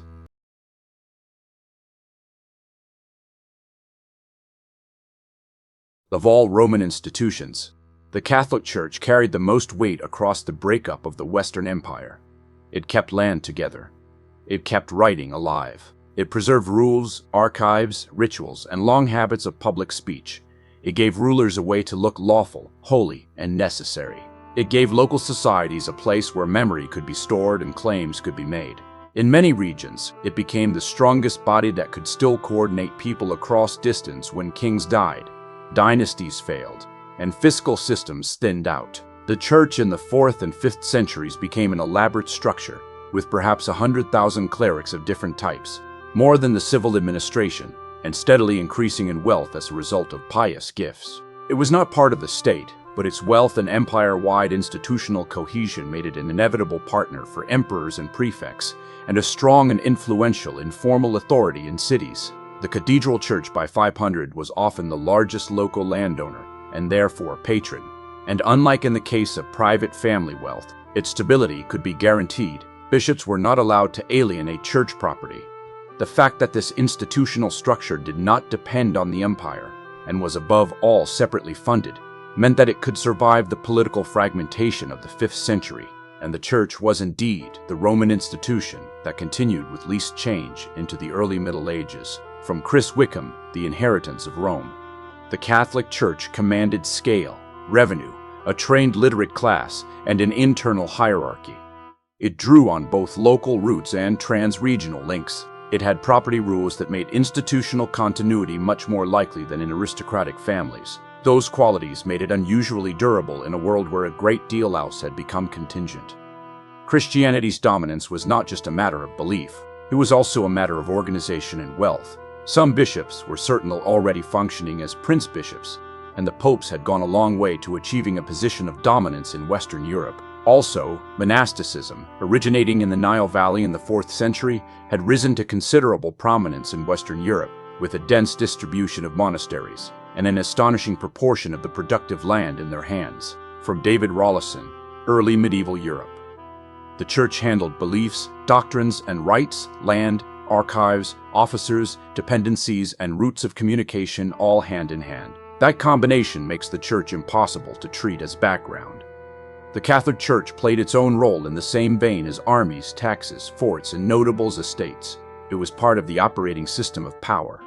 Its forms of control were less direct than those of a field army or a tax collector, often slower and harder to see.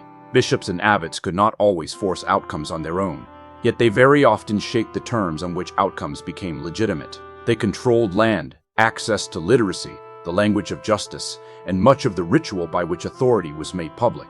The Catholic Church was a landholder. Cathedral churches, monasteries, basilicas, and rural churches absorbed gifts from kings, nobles, officeholders, widows, and lesser landowners. That land could be worked directly, leased out, or bound into wider networks of rent and obligation.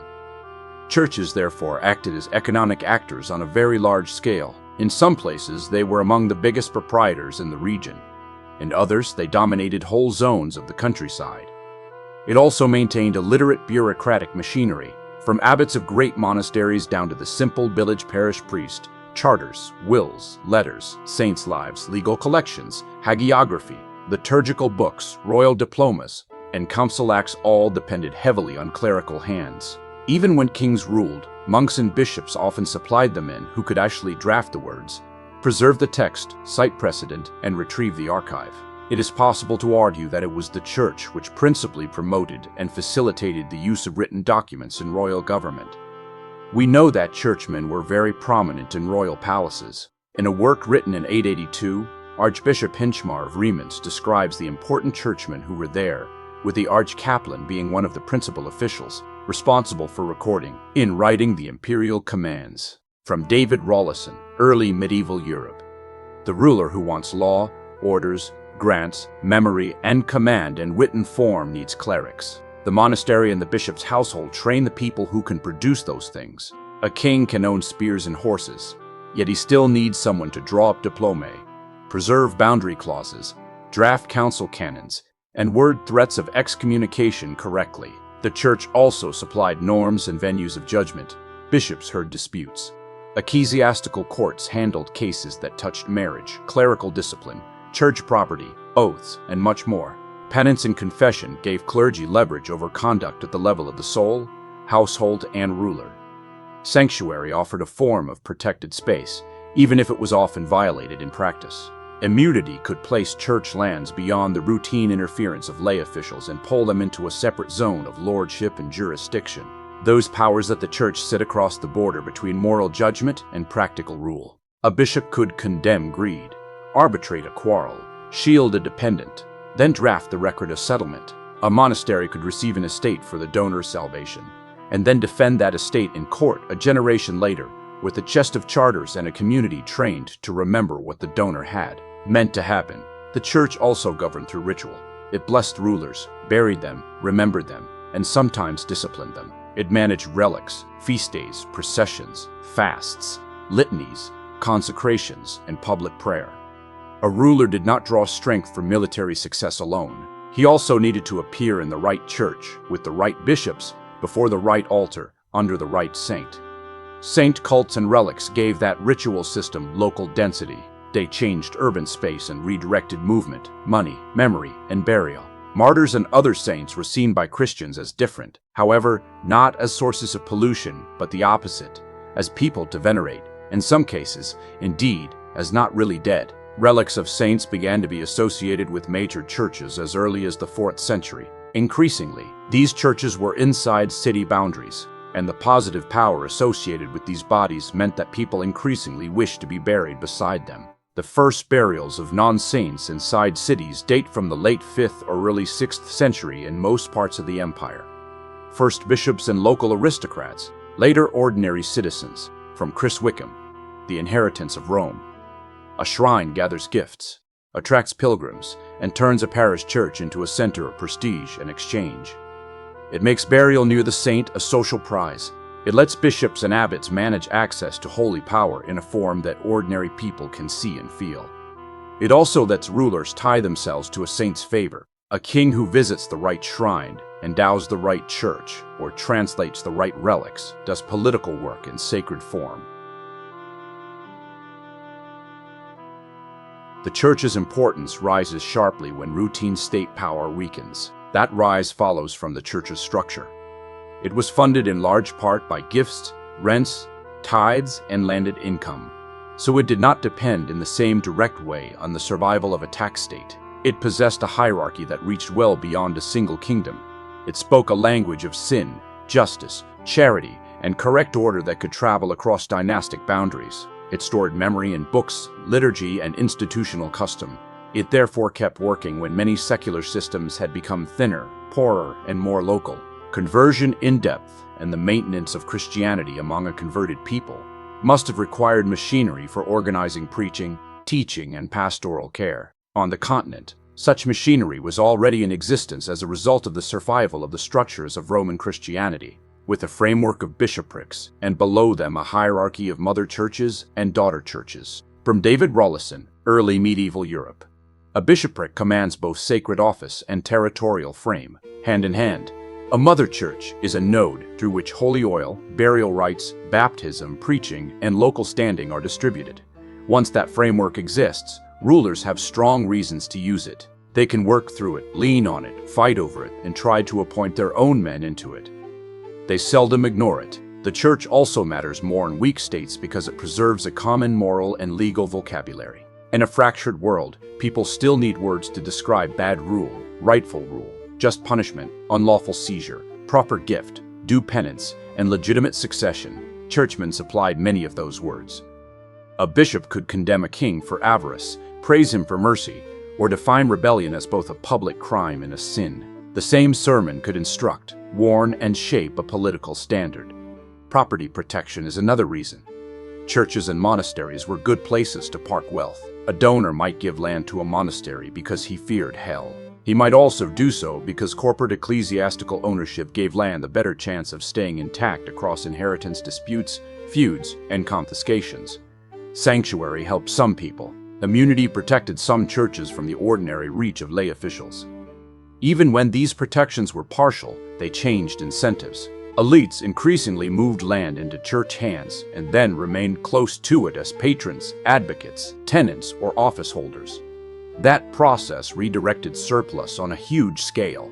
Gifts made for the dead created permanent concentrations of landed wealth in ecclesiastical institutions. Rawlinson states the logic very directly. Becoming the friend of a monastery, by founding one or endowing an existing one with land, was seen as a particularly efficacious way to obtain in perpetuity the prayers and masses needed to escape the punishments of hell. Suitably endowed with lands and wealth, subject to a regular rule of life like that of Saint Benedict, which set out a routine cycle of prayer and service of God, monasteries were in part machines for promoting the welfare of the souls of the dead. This was all the more so as our period progressed, and from the 10th century, for example, monasteries connected with the great community of Cluny and Burgundy mounted an enormous cycle of services, many aimed at the relief of the dead. Because monasteries were in principle perpetual communities, founders and benefactors could expect promotion of their souls to go on forever, and their gifts to monasteries were often cast in the form of contracts. A symbol of the gift, for example, a rod, was placed on the altar of the church, receiving it as a sign that the expectation of the donor was that the church, usually a monastery, would deliver a quota of prayers and masses for the salvation of their soul. From David Rawlinson, Early Medieval Europe. That spiritual economy comes with very hard material effects. Land leaves family patrimonies and enters ecclesiastical ones. Labor services, rents, and produce follow it. Villages and tenant households become tied to abbeys and cathedral churches. A monastery then acts as a landlord, court holder, archive, and ritual center all at once. Over generations, whole local balances of power shift, because more and more surplus flows through institutions that never die in the same way households do. This also helps explain why the church often becomes the broker of long-distance links in politically fragmented landscapes. Royal lines break, comital families split. A monastery still remembers its affiliates, correspondents, saints, liturgical partners, and patrons. A bishop still sits in correspondence with other bishops. Councils still gather clergy from different cities. Liturgical books, relics, letters, and scholars move along these routes. The density of those links varies by region and period. Yet the church remains one of the few bodies that keeps a language of common order alive across frontiers. This creates for rulers both opportunity and danger. They could use church networks to reach farther than lay administration alone can reach. Those networks, however, are not theirs by nature. A king who appoints bishops well can gain loyal agents, literate staff, sanctified rule, and access to local society. A king who loses all those faces, a powerful landed body with its own courts, allies, rituals, and claims to speak for justice. The church's weight is constant enough to matter everywhere. The balance between church, crown, and aristocracy changes sharply from one region to another. That variation is exactly what we should expect. The church carried a common institutional language across Europe. It entered local political economies that were very different in their revenues, settlement patterns, noble structures, and degree of royal reach. The right questions are therefore simple.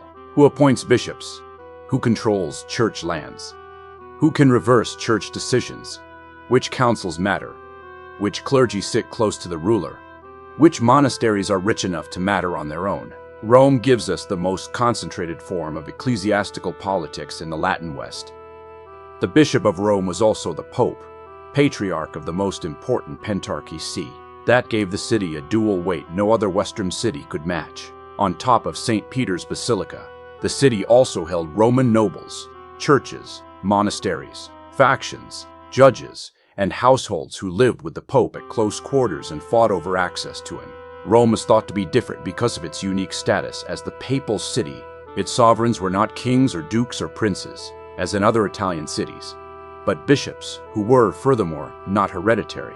There were only a few exceptions to these statements in our period, most importantly the rule of Marozia Senatrix and Alberico Princeps, and the hereditary succession of 3 successive Tusculano popes, Alberico's second cousins. Rome is also seen as different, in that it was a supposed drag on the attainment by the popes of their world historical role as the leaders of the Western Church. From Chris Wickham, Medieval Rome, Stability and Crisis of a City.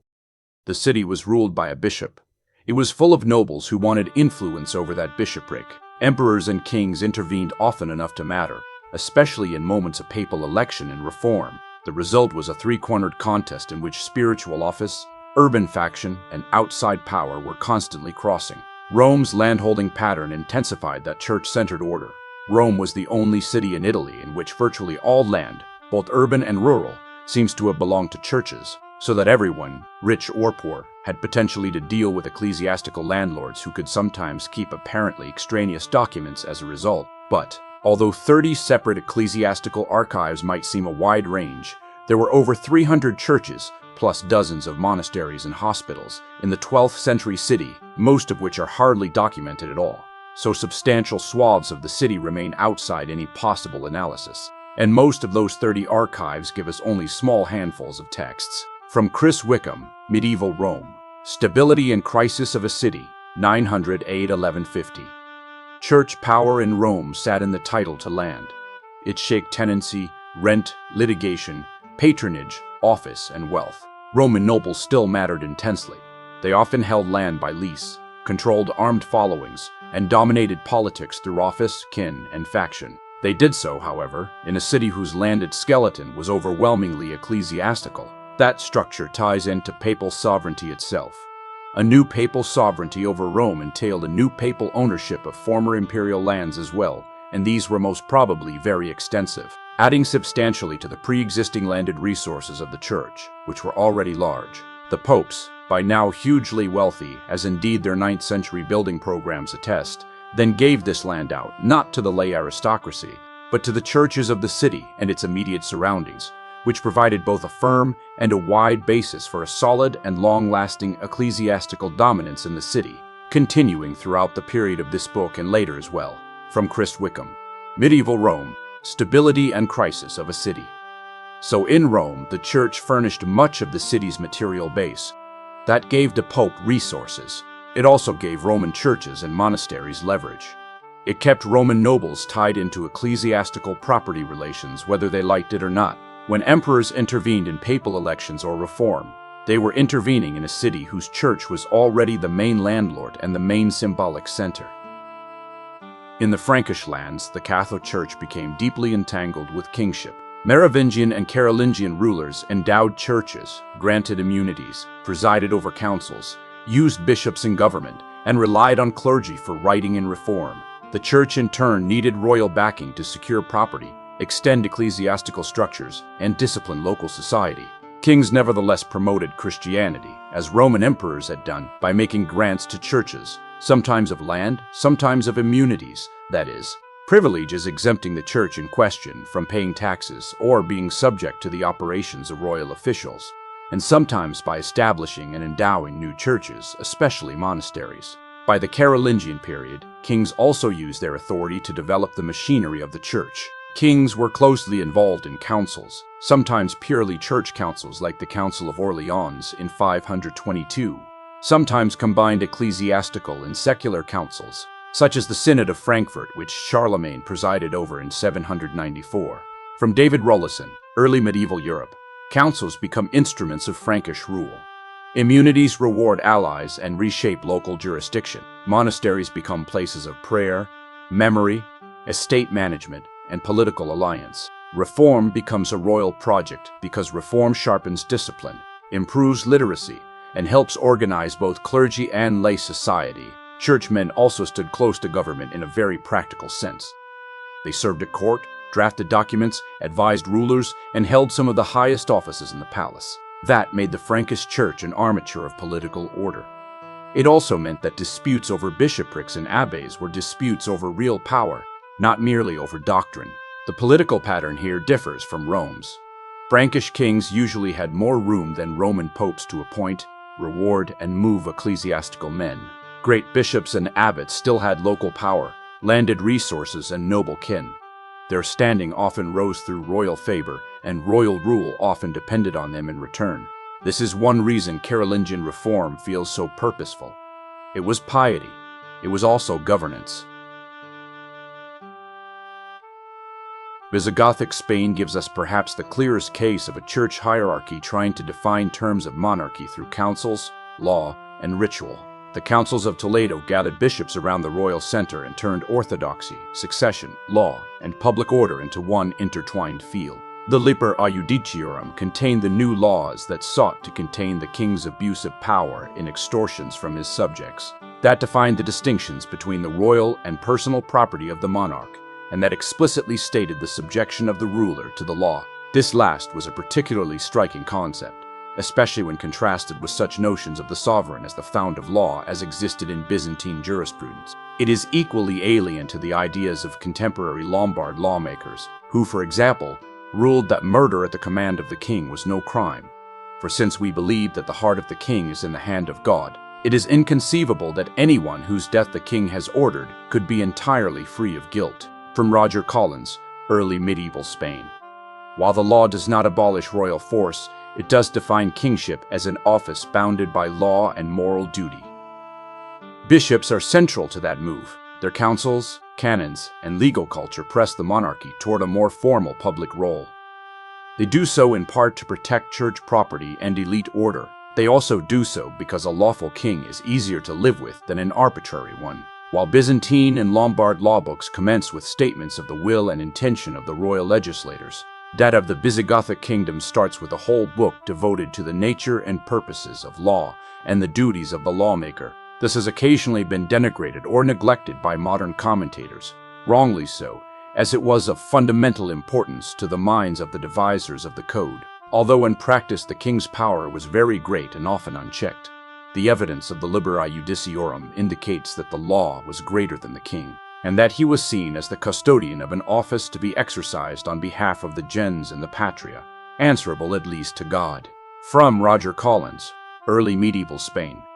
At the same time, the same church gave kings a stronger ritual claim to legitimacy than many other Western monarchies enjoyed. By this same period, Toledo had secured for itself a monopoly on the right to perform the ecclesiastical consecration of the kings, and added an ecclesiastical dimension to what had probably previously been a purely secular ceremony. This took the form of royal anointing, or unction. Bishop Julian made it clear that the performance of the ceremony in Toledo marked the distinction between legitimate and illegitimate initiation into rule, at a time when a king such as Wamba might be challenged by a rival and both claimed to be anointed monarchs. Such a further distinction was clearly important. The Toledan Church developed a royal liturgy that provided sophisticated ecclesiastical ritual, not only for such events as royal consecration, but also for the initiating and concluding of military expeditions, and also for the way by which, through the formal adoption of the penitential state, a king should end his reign. From Roger Collins, Early Medieval Spain. This is the double edge of church power in Spain. Bishops constrain kings. Bishops also make kings. They define lawful accession, stage consecration, shape royal liturgy, and condemn rebels. The monarchy gains authority from that alliance, but must also accept its dependence on the Church of Toledo and councils that gather around it.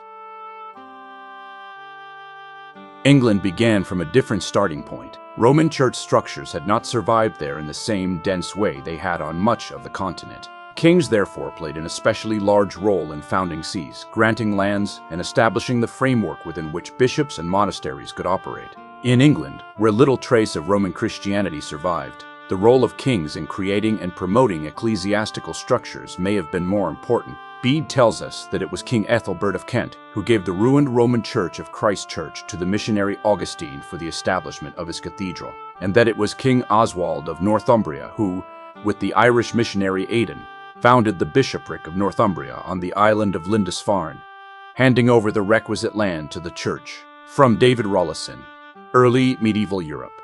On the continent, kings often inherited an ecclesiastical map already in place. In England, kings helped draw that map. They endowed bishoprics, sponsored missionaries, gave churches land, hosted preachers at royal centers, and tied Christian institutions closely to royal rule from the start. Over time, especially in the 10th century, monastic and episcopal reform deepened that bond. The Benedictine reform that came with Edgar, Dunstan, Ethelwald, and Oswald reorganized houses, sharpened clerical discipline, and gave the crown stronger ecclesiastical partners. Reform also brought conflict because church endowments had to be defended in courts, in memory, and sometimes by force. The closest analog to the Old English Memorandum of Sawyer in 877 is the late 10th century Libellus Ethelwaldi. This work consists of a series of narratives explaining how Bishop Ethelwald obtained land for the monks of Ely, and how his purchases and donations to the monastery were defended by the monks after the death of King Edgar. Unlike the king in his charters, Bishop Ethelwald and the monks did not always emerge triumphant and in possession of the land.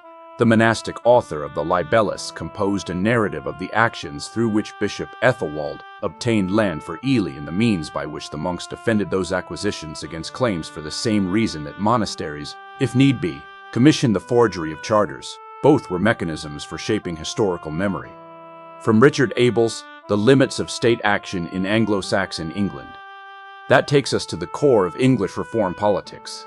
Reform concerned prayer, discipline, liturgy, and the rule of Saint Benedict as much as it did land, title, patronage, and record. The reforming bishop needed the king. The monastery needed the archive. The royal grant needed to survive the ruler who issued it. So history, charter, liturgy, and law all came together in defense of ecclesiastical property and order. In England, then, the church's infrastructure function shows itself in a somewhat different key. Royal initiative is stronger at the front end. The crown helps create and refashion the ecclesiastical framework. Once founded and endowed, churches and monasteries acquire their own weight and can hold memory, property, and local influence in ways that any ruler must reckon with. The church carried more than belief across the early Middle Ages. It carried property, literacy, hierarchy, ritual, and memory. In Rome, church land and papal office gave the city a deeply ecclesiastical political base. In Francia, rulers used councils, immunities, and bishops to govern more effectively through church structures. In Visigothic Spain, bishops used Toledo, law, and liturgy to define kingship itself. In England, kings built and reformed ecclesiastical structures and then had to live with the landed and legal strength those structures acquired. The same analytic lens works across all of them. Who appoints bishops? Who controls church lands? Who can reverse a council? Who can turn endowment into office and office into obedience? The answers vary by region. The underlying point does not. When post-Roman states lost the steady reach of the tax empire, the church became one of the chief ways power could still be stored, spoken, remembered, and made to look just.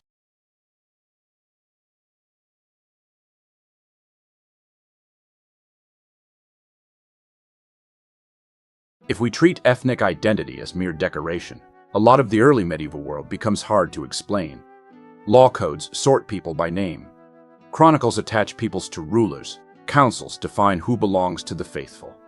Titles and ethnic labels travel with claims to land, office, honor, and jurisdiction. Identity enters the record because it does a lot of administrative work. It works in courts. It works in tax and tribute. It works in the army. It works in marriage rules, homicide tariffs, manumission, conversion, and kingship. The label on a person can help decide which law applies, how much compensation is owed for his body, which office he may hold, which ruler he is expected to obey, and how far he stands inside the community that counts. The post-Roman centuries therefore require a very plain rule of method. When a source says Roman, Goth, Frank, Catholic, Arian, free, unfree, tributary, or citizen, we should hear a claim about social position and political order. The easiest place to begin is with the concept of Roman itself, because Roman identity had always carried several meanings at once.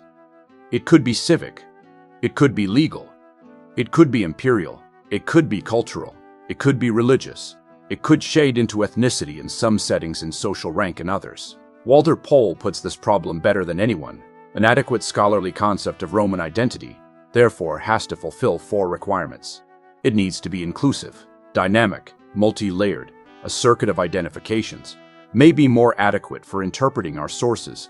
Group identities are the result of a continuing process of interaction and identification. This process includes 3 forms of identification: of individuals within a group, of the group as such through joint rituals or by its representatives, and the outside perceptions of the group. Identities thus are not what a group has, but what is formed, maintained, or modified in a series of interactions in which the cohesion of the group is at stake. Our sources are traces of this process of communication in which identities are negotiated. From Walter Pohl. Early Medieval Romanness, a Multiple Identity. Introduction to Transformations of Romanness. That passage gives us the right frame for the whole section. Identity lives in repeated acts of naming, recognition, inclusion, and exclusion. It lives in who counts as one of us. It lives in rules and rituals through which that membership is made visible. A Roman senator in 5th century Gaul, a soldier in Justinian's army, a bishop in Toledo, and a freeman living under Roman law in Frankish territory could each be Roman in a different sense. The word stayed the same, yet its political load shifted from place to place. Even in the imperial period, few Roman citizens combined all attributes of Romanness. When and where Roman rule ended, this process was reversed, and the modes of Roman identification became increasingly disconnected. Many features of Romanness, language, law, Latin literacy, and culture continued, but their connectivity and their potential for identification was fading. In many social contexts, being Roman gradually lost its significance. That disconnection opened space for new identities to harden. A Roman province under imperial rule had once tied law, office, taxation, public ritual, military service, and imperial allegiance into one package. Once that package broke apart, the pieces could be recombined under new names. Roman law might survive where Roman taxation did not. Latin literacy might survive where Roman armies did not. Civic memory might survive where Roman office had changed hands. In that looser field, ethnic names could gather new power. Those names show up everywhere in post-Roman sources. They appear in law codes, in regnal titles, in letters, in royal ritual, and in narrative history. They are never neutral. A king of the Franks, a law of the Lombards, a history of the Goths, a people of the Romans. Each phrase marks a claim about who the political community is, who speaks for it, and who stands within its protection. It was peoples like this, heterogeneous but tied together by a single leader, which took over the western provinces and indeed renamed them the Regnum Francorum instead of or alongside Gaul, the Regnum Vandalorum instead of or alongside Africa. If they stayed in charge of their lands long enough, as the Franks and Visigoths did, they tended to forget their disparate origins and become Frankish or Gothic, and also, crucially, not Roman. It is this process that has been called ethnogenesis, the recognition that ethnic identities were flexible, malleable, situational constructs. From Chris Wickham, The Inheritance of Rome, armies, retinues, and ruling groups begin as mixed coalitions. Their members carry different local pasts. Their descendants grow into a common name through war, gift, settlement, law, and memory. The name then feeds back into politics. It gives rulers a people to rule. It gives law a body to address. It gives chroniclers a subject. It gives elites a banner under which to compete. A person in this world could therefore inhabit several layers of identity at once. He could be Roman in law, Frankish in political allegiance, Catholic in religion, Aquitanian in locality, aristocratic in social rank, and attached to a saint's cult and ritual life. These layers could reinforce one another. They could also pull in different directions. That is why Pohl's circuit of identifications is so useful. It reminds us that identity is a field of negotiation carried on through institutions. The most concrete place where identity becomes institutional is the law. Early medieval law codes sort persons by status, rank, ethnic label, sex, and relation to power. A man's value in the eyes of the law may depend on whether he is free or unfree, Frank or Roman, noble or ordinary, royal dependent or common landholder. The famous Wergold tables give us the clearest display of this ordering. They are schedules of compensation for damaged bodies. They are also schedules of social worth. Title 41 of the Lex Salica lets the whole hierarchy stand out at once. But if anyone kills a free Frank or any barbarian who is living in accordance with the Salic law, let him be held liable for 8,000 denarii, which make 200 solidi. But if anyone kills him who was in the king's trust, let him be held liable for 24,000 denarii, which makes 600 solidi. But if he kills a Roman man, a table companion of the king, let him be held liable for 12,000 denarii, which make 300 solidi. But if a Roman landholder who has not been a table companion of the king is killed, let him be liable for 4,000 denarii, which make 100 solidi. But if anyone should kill a Roman tributary, let him be held liable for 2,500 denarii, which makes 62.5 solidi. From Lucas both, from subordination to integration, Romans and Frankish law, in transformations of Romanness. Here we see bodies priced by place in the order. The king's man sits high. The free Frank stands above the Roman possessor. The Roman tributary stands lower again. Violence therefore reveals structure. Who counts for 600 solidi, 200, 100, or 62.5 is a statement about honor, trust, and belonging. Chapter 41 of the Lex Salica, concerning the homicide of freemen, reveals a straightforward rule. Under the alleged precondition of social equality, Romanness leads to reduced legal protection. Wergold-wise, any Romanus was clearly inferior to a socially coordinate Francus. Again, a Roman's Wergold of 100 solidi accounts for half that of a Frank. The law therefore shows that ethnic language fused to status. Romanness in Salic law names a legally visible inferiority within the free order. A Roman at the king's table can rise high in function and remain lower in tariff than his Frankish counterpart. The same legal codes also differentiates free and unfree, noble and common, office holder and dependent, layman and church client. Law follows persons and conditions as much as territory. Different people can live under different laws in the same kingdom, and a single code can still grade those persons internally. The Lex Ribuaria gives this process a further twist. It links Roman status more explicitly to Roman law, and it uses manumission to shape the movement between categories. The 7th century Frankish Lex Ribuaria offers 3 procedures of manumission, one of which, the ritual of the open doors, resulted in Roman citizenship, now a medium status of limited freedom. The most favorable option now was manumission by penny throw in the presence of the king, which made a free Ribuarian. That is already revealing. Roman status here is real and legal. It is also intermediate. One route makes a Roman citizen. Another produces full barbarian freedom. The latter itself is political. It tells us that ethnic and legal categories can be produced by ritual acts under institutional control. The church route to manumission makes the point even more sharply. Manumission in church creates a dependent under ecclesiastical protection rather than a Roman citizen. The archdeacon is to compose charters for him in accordance with Roman law under which the church lives, and let one and all descendants of him remain free and be under the church's protection, and let the entire income of their social position remain with the church, and let no one presume to manumit a man who became a church freedman by penny throw before the king. If he does, let him be held liable for 200 solidi, and let them hold court nowhere else than at the church where they were freed. In the Lex Ribuaria, this practice was intentionally reframed to the end, that it no longer brought about Roman citizenship, but instead aimed at the extension of ecclesiastical patrocinia over the manumitted. The law shapes social identity by routing free persons into one legal track or another. The church's freedman becomes a tabularius, tied to ecclesiastical jurisdiction and protection. The king's ritual can produce a full ribuarian.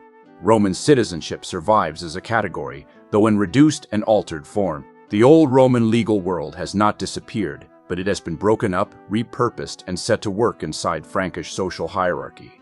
That is the core point. Roman law functioned as an identity marker. It could mark birth, status, memory, and legal affiliation. It could also fade in force over time. It is conceivable that the process by which Roman law in many areas lost its importance as an identity marker could also give way to it being more freely used and adapted as a legal resource. From Stefan Ester's Roman law as an identity marker in post-Roman Gaul in transformations of Romanness. Roman law thus begins as a living marker of Roman belonging in several Western regions after the fall of Rome. Over time, it also becomes a resource that kings, bishops, monasteries, and judges can borrow, cite, adapt, and absorb. Legal identity and legal technique travel together for a long while, then begin to separate. Religion adds another layer over these legal and ethnic distinctions. This layer, in turn, orders them, intensifies them, and gives them a wider frame. In post-Roman kingdoms, the division between Catholic and Arian could decide who looked fully legitimate. That held with special force in Visigothic Spain, where a Gothic ruling elite had long been Arian and much of the provincial population was Catholic.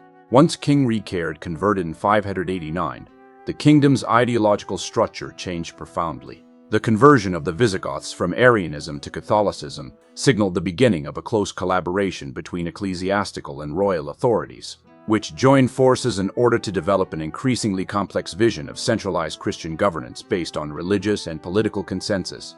The bishops who met at Toledo produced an impressive number of canons, which formalized the alliance between the regnum and the sacerdotium that was to be the foundation for the new Catholic kingdom. From Yitzhak Hen, Music of the Heart, Theodoric, Charlemagne, and the Meaning of Liturgy in Roman Barbarians. That conversion widened the social base of the kingdom and fused orthodoxy to kingship. Arianism had marked the Gothic ruling group for generations. Catholicism now became the language of the whole realm's lawful order. King and bishops could claim to govern together under one faith, one set of councils, and one public moral language. The councils of Toledo then turned that alliance into constitutional routine. The bishops at 8th Toledo held the king should be the protectors of the Catholic faith, its defenders against the perfidy of the Jews and the injuries that might be inflicted by heresy. Kings should be moderate in their making of laws and giving of judgments, and modest in their own lives.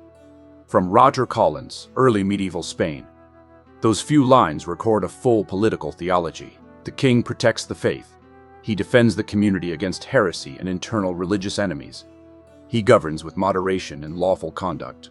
Orthodoxy enters the definition of office itself. The same councils of Toledo also turned rebellion into a religious crime.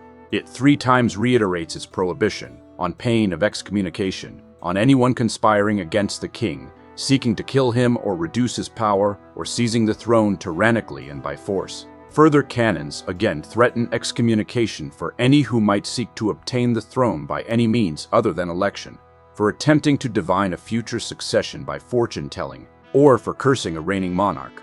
The king's fideles are also guaranteed undisturbed possession of properties received from him. From Roger Collins, Early Medieval Spain, Here, Christian identity acts as a superlayer over kingship, law, and aristocratic politics. Conspiracy becomes sin. Royal supporters gain protection through both political and ecclesiastical language. The Church's sanctions help define the boundaries of legitimate rule. No doubt, the bishops who convened in Toledo IV believed that Christian consensus was meant to be coercive. From Yitzhak Hen, Roman barbarians. That idea of coercive Christian consensus reaches well beyond Spain.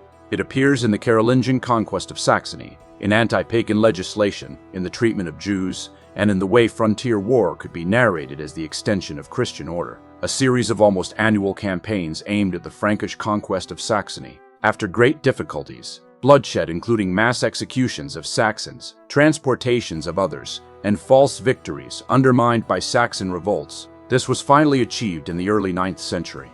The conquest was explicitly a matter of the imposition of Christianity. As Charlemagne's biographer Einhard wrote, the Saxons were to give up their devil worship, and once they had adopted the sacraments of the Christian faith and religion, they were to be united with the Franks and to become one people with them. From David Rawlinson, Early Medieval Europe. That passage shows Christian identity operating at full political strength. It justifies conquest. It follows military subjection and tribute. It creates the terms for later integration.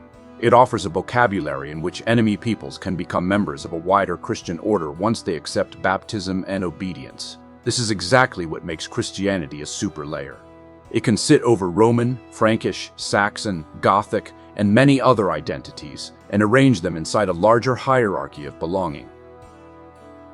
These processes of naming, legal grading, and religious ordering come together most clearly in frontier zones and recently conquered regions. Frontiers gather armies, tribute, migration, conversion, and bargaining into one place. They are natural theaters for ethnogenesis because people in them are forced to decide who belongs, who commands, and which law counts. Being a Visigoth by 650 or so had come to involve not only being a free inhabitant of the territory ruled by the Visigothic kings, thus probably having some Roman ancestors in almost every case, but also following a legal system which was far closer to Roman law than it was to the law of other Germanic kingdoms. From Chris Wickham, Framing the Early Middle Ages, that passage means that a Visigoth in the late 7th century is no longer best understood as a descendant of a migrating warrior people in any narrow genealogical sense.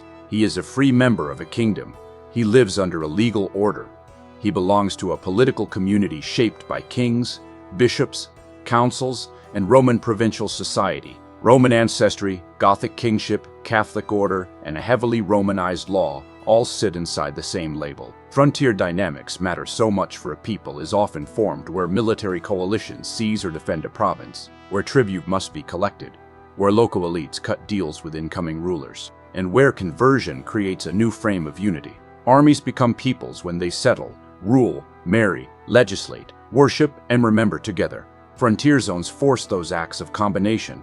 Identities live through repeated interaction, and frontier societies are dense with such interactions. Military service, gift exchange, hostages-ship, law, cult, tribute, and alliance all press people into names that become more stable over time. Such people would have picked up different identities successively or contemporaneously, and these would have brought with them different modes of behavior and loyalties, and even, eventually, different memories. From Chris Wickham, The Inheritance of Rome, ethnogenesis went beyond military grouping or legal naming into teaching people which past is theirs. Trojans become ancestors of Franks. Gothic history becomes the history of a territorial kingdom. Roman law becomes part of what makes a Visigothic realm lawful. Christian kingship folds all this into sacred narrative. A people therefore acquires memory along with offices, laws, and frontiers. By the 7th century, this process is visible across much of the West. Franks include vast numbers with no direct Frankish ancestry in any narrow sense. Visigoths include the free inhabitants of a kingdom whose social fabric is deeply Roman. Lombards, too, grow from a military elite into a wider political people. Roman identity survives within these kingdoms in legal, civic, ecclesiastical, and cultural forms. Its old universal force weakens. Its fragments remain powerful. Romanness remained a political and cultural model and a source of prestige. Many Roman traditions, values, attitudes, and texts remained current and indispensable through manifold shifts and appropriations because they were no longer linked to a consistent Roman identity. That is what the identities of post-Roman Europe inherit from Rome. Romanness stays present in law, culture, status, and memory. New peoples form around kingdoms, armies, and churches. Christian belonging stretches across them all and gives rulers a larger moral map.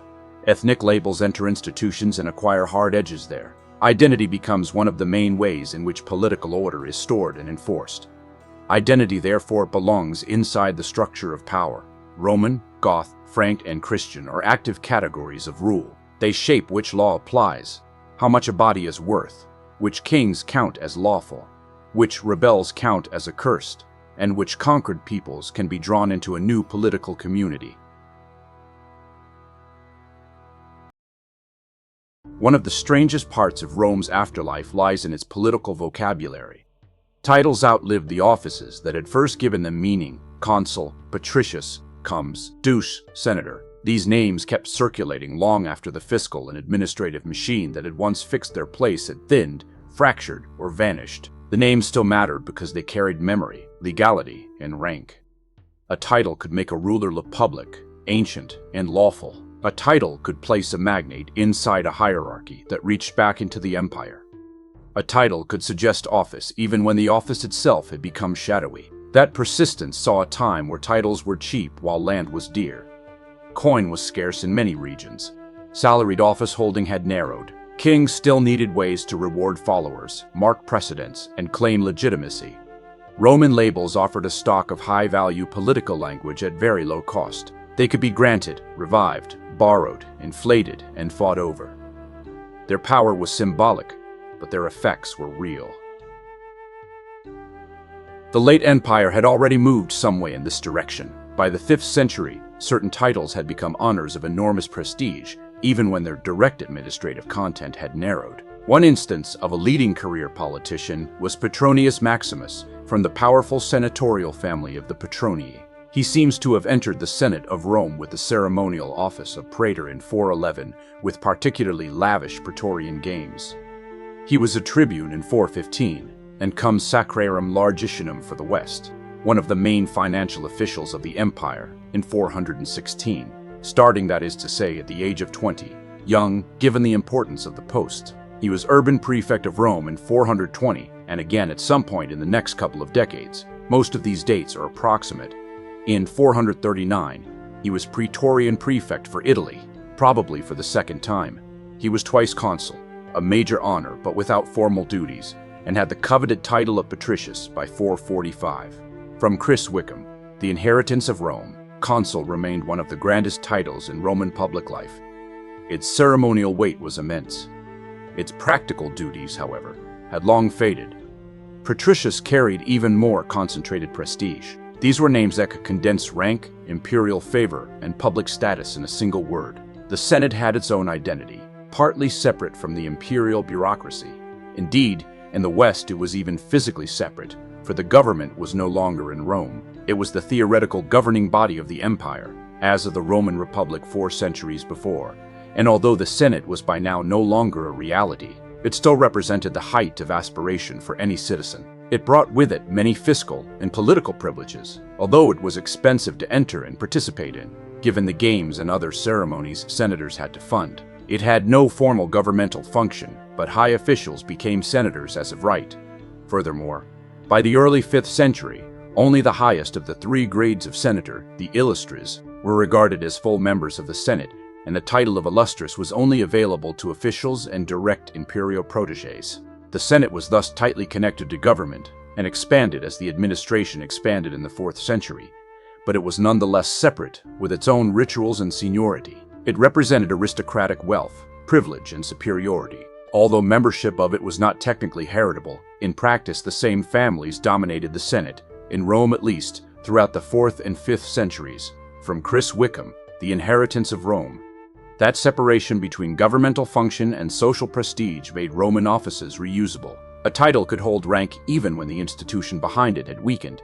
It could preserve aspiration, ceremony, and social elevation. Once the Western Empire broke apart, that feature became politically invaluable. The post-Roman kingdoms inherited a landscape in which Roman office names still smelled of authority. A ruler who wanted to look more than local could reach for them. Clovis of the Merovingians did exactly that. Gregory of Tours has him hailed as consul or Augustus, and Eastern recognition followed in the form of the title Patricius for Monastatius. The exact constitutional content of such honors mattered less than their public message. They wrapped a Frankish king in Roman legitimacy. They linked conquest to the old language of office. They announced that a new ruler stood inside a tradition of public rule whose prestige still dominated the western provinces. Egidius shows the same field from a different angle. He stood at the head of a Roman army around Soissons after imperial authority in Gaul had begun to fail. In the north, there were still armies which looked to Rome, under Egidius, around Soissons, Arbogast around Trier, and Riothamus, a British warlord, on the Loire. But Egidius had recognized no emperor since Majorian, and these can be regarded as effectively independent polities, probably using rather fewer Roman traditions than the Goths and Burgundians did. The Frankish kings in the north allied and competed with them, and the most successful of these, Clovis of Tournai, began to take over rival Frankish kingdoms and the lands of Roman warlords alike, from Chris Wickham, the inheritance of Rome. Once imperial appointment ceased to give clear anchorage, local command had to find another framework of rule. Later memory could therefore call Egidius a king. The categories had loosened. A Roman general could slide toward kingship. A Frankish ruler could absorb Roman office. The old labels remained useful because everyone still knew that Roman public authority had once been the highest form of authority available. The same process shaped lesser ranks as well. Comes and dux traveled widely through the successor kingdoms. Their meanings varied from place to place. Their prestige remained strong. In some settings, they still named real command. In others, they marked standing more broadly. Across the early Middle Ages, count and duke settled into the basic vocabulary of noble precedents. A Roman administrative inheritance had become part of the long grammar of European aristocracy. The attraction of these labels followed directly from the political economy of the age. Tax income had shrunk in much of the West. Salaried bureaucratic careers were fewer. Gold gifts were harder to sustain on an imperial scale. Titles filled some of the gap. They cost little to bestow. They gave a follower rank, public dignity, and closeness to the ruler. They gave rulers a way to distribute honor when they lacked the resources to distribute office in the older imperial sense. In late antique Rome, the Senate had been the greatest aristocratic body in the West. It carried immense prestige. It gathered families of huge wealth. It shaped the tone of government even when it did not directly govern. That institutional body did not survive intact into the early Middle Ages. What remained of the Senate disappeared by 600 as a separate body. Many senators never returned from Constantinople, now the capital, and the rest sank back into the more anonymous ranks of the Italian aristocracy. From Chris Wickham, early medieval Italy, the Senate as a distinct late Roman body had gone, but the language of the Senate remained alive. Rome preserved that language with remarkable persistence. In the 8th century and after, senatus meant the leading urban aristocracy of Rome in a collective sense. It named a social body, a political stratum, and a public elite. Senatus did not yet designate, in the early Middle Ages, a restored corporate institution with fixed offices and procedures. It still had real political weight because it named the men whose standing made city politics work. The old shell held social force even in the absence of a formal Senate. The Roman aristocracy was so consistently called a senatus throughout the early Middle Ages that Arrigo Salmi could propose in 1944 in a book-length argument that the institution had remained intact. From Chris Wickham, Medieval Rome, the word Senate and the title senator thus survived because Romans kept finding it useful. It expressed continuity, collectivity, and public standing. It let urban elites place themselves under a name older and grander than any dynasty then alive. By the 10th century, senator and senatrix had become high aristocratic titles. The Ophilax family made especially heavy use of them. Their daughter Marozia, senatrix Romanorum, ruled the city after Teofilato, bringing down John X when he and his brother tried to oppose her. Marozia's son Alberico overthrew her in 932 and ruled as Princeps Aquae Omnium Romanorum Senator. Alberico's son Ottaviano, an unusual classicizing name, hinting at the ancient shift from republic to empire, succeeded in 954, and from 956 to 964 was also Pope John XII. From Chris Wickham, Medieval Rome. These are extraordinary styles. Marozia appears as Senatrix Romanorum. Alberic appears as Princeps atque omnium Romanorum Senator. Old republican and imperial titles have been concentrated into a family title and a language of personal rule. Rome's living rulers claimed the Roman people to Roman words. The family guarded that prestige closely. Alberico's cousins continued to monopolize the titles of senator or senatrix, even though they did not hold any direct power as far as we can see. The first documented non-Teofalato to hold the title, Crescenzio di Crescenzio or Crescenzio II, did not do so until 988, and the Teofalato family seem fairly clearly to have remained the premier family in Rome. From Chris Wickham, Medieval Rome. That family privilege was built out of institutional memory. A title once linked to the highest Roman public order has become a dynastic badge. The Tusculani carried this further. Through their papal and aristocratic dominance in the early 11th century, they held on to the title senator as part of their symbolic capital of rule. The title no longer depended on an active senate, but it still ranked families inside the city's hierarchy. Then, in the mid-12th century, the shell filled again. In 1143, the Romans created a communal senate on the capital. As Pope Innocent was dying in the same year, the Roman populace created a senate based in the secular political center of the Capitalio and defended it against three successors until Eugenius III fully recognized it in 1149, inaugurating a decade of a balance of power between Pope and Senate. In August or September 1144, the era of the Renovatio Sacrae Senatus began, a uniquely precise and self-conscious date for a new commune, even if a year later than it might have been, a fact that has occasioned much debate. The city's secular government henceforth focused on the Senate for over 200 years. Already by 1148, we have our first court cases heard by senators, and other senatorial institutions slowly came in across the rest of the century and after. From Chris Wickham, Medieval Rome. That sequence is one of the finest examples of Roman institutional afterlife in medieval Europe. A late Roman institution disappears as a separate body. Its name survives as a collective label for urban elites. It survives again as a noble title. It then returns as an active communal office. The lesson is large. Institutional shells can remain politically potent through long periods of formal emptiness. They can preserve memory, prestige, and legitimacy. Under the right conditions, they can also be reactivated. Once Roman titles became part of aristocratic competition, they began to inflate. A title that is widely used loses some of its cutting edge. Families respond by reaching for rarer and grander words. Rome offers the clearest surviving evidence for that process because its documentation is unusually rich. Nobili vir are so frequent in the early and mid-10th century that they simply denote generic aristocratic membership. Vir magnificus, just as common, hardly even denotes that. But we saw Benedetto Campanino and Demetrio di Melioso and the Dei Imisa using more glamorous titles too. Excellentissimos, gloriosus, gloriosissimos, eminentissimos, illustris, illustrissimos. These are much rarer. Excellentissimus is only used by Alberico's cousins and their heirs, the Tusculani, plus Demetrio di Melioso. Gloriosus is used by Teofilato and Alberico as rulers. As a ruling epithet, it goes back to the Carolingians, and then by very few aristocrats, Crescenzio II as ruler of Terracina. Two early 11th century urban prefects, some counts in Lazio and Benedetto Campanino. Eminentissimus is used by Benedetto and Demetrio, by the latter's son, by Teofilato Vestrarius, husband of Marozia, and by his grandson, the Tusculano Alberico. So we can suppose that the half-dozen other people who used the title, less easily placeable, were major figures too.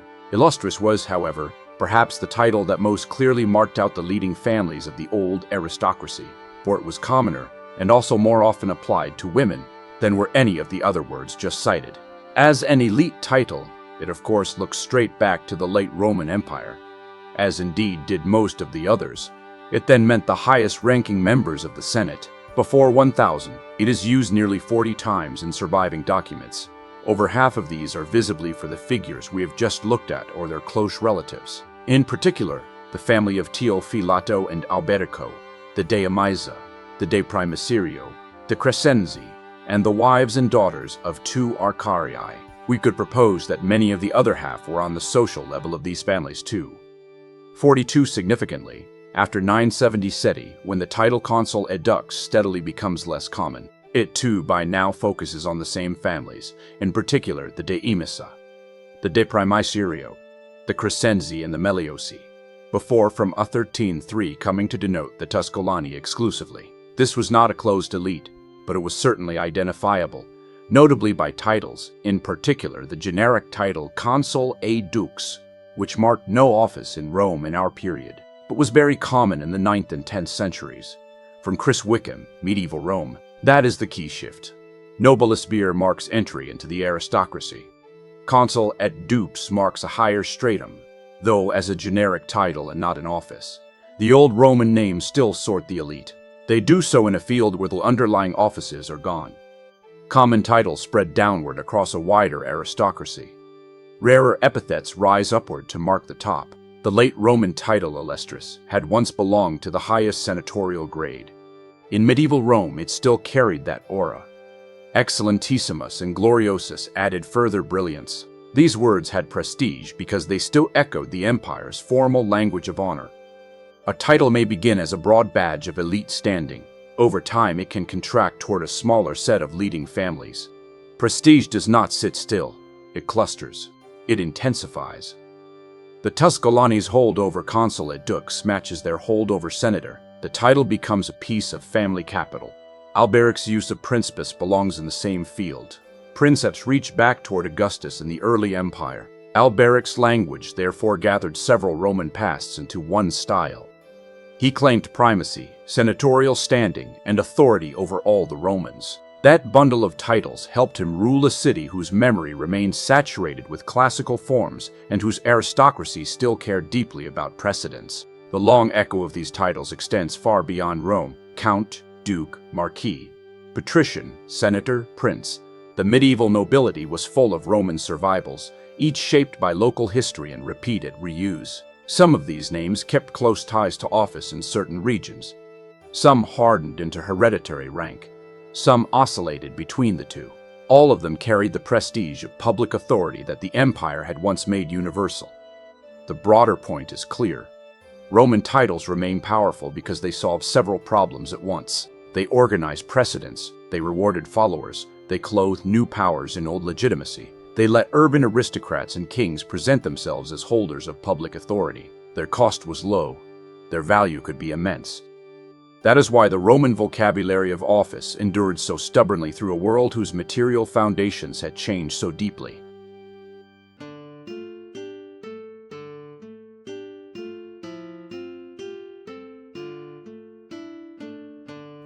Et semper rememorator, non omnes vagantes aberarunt.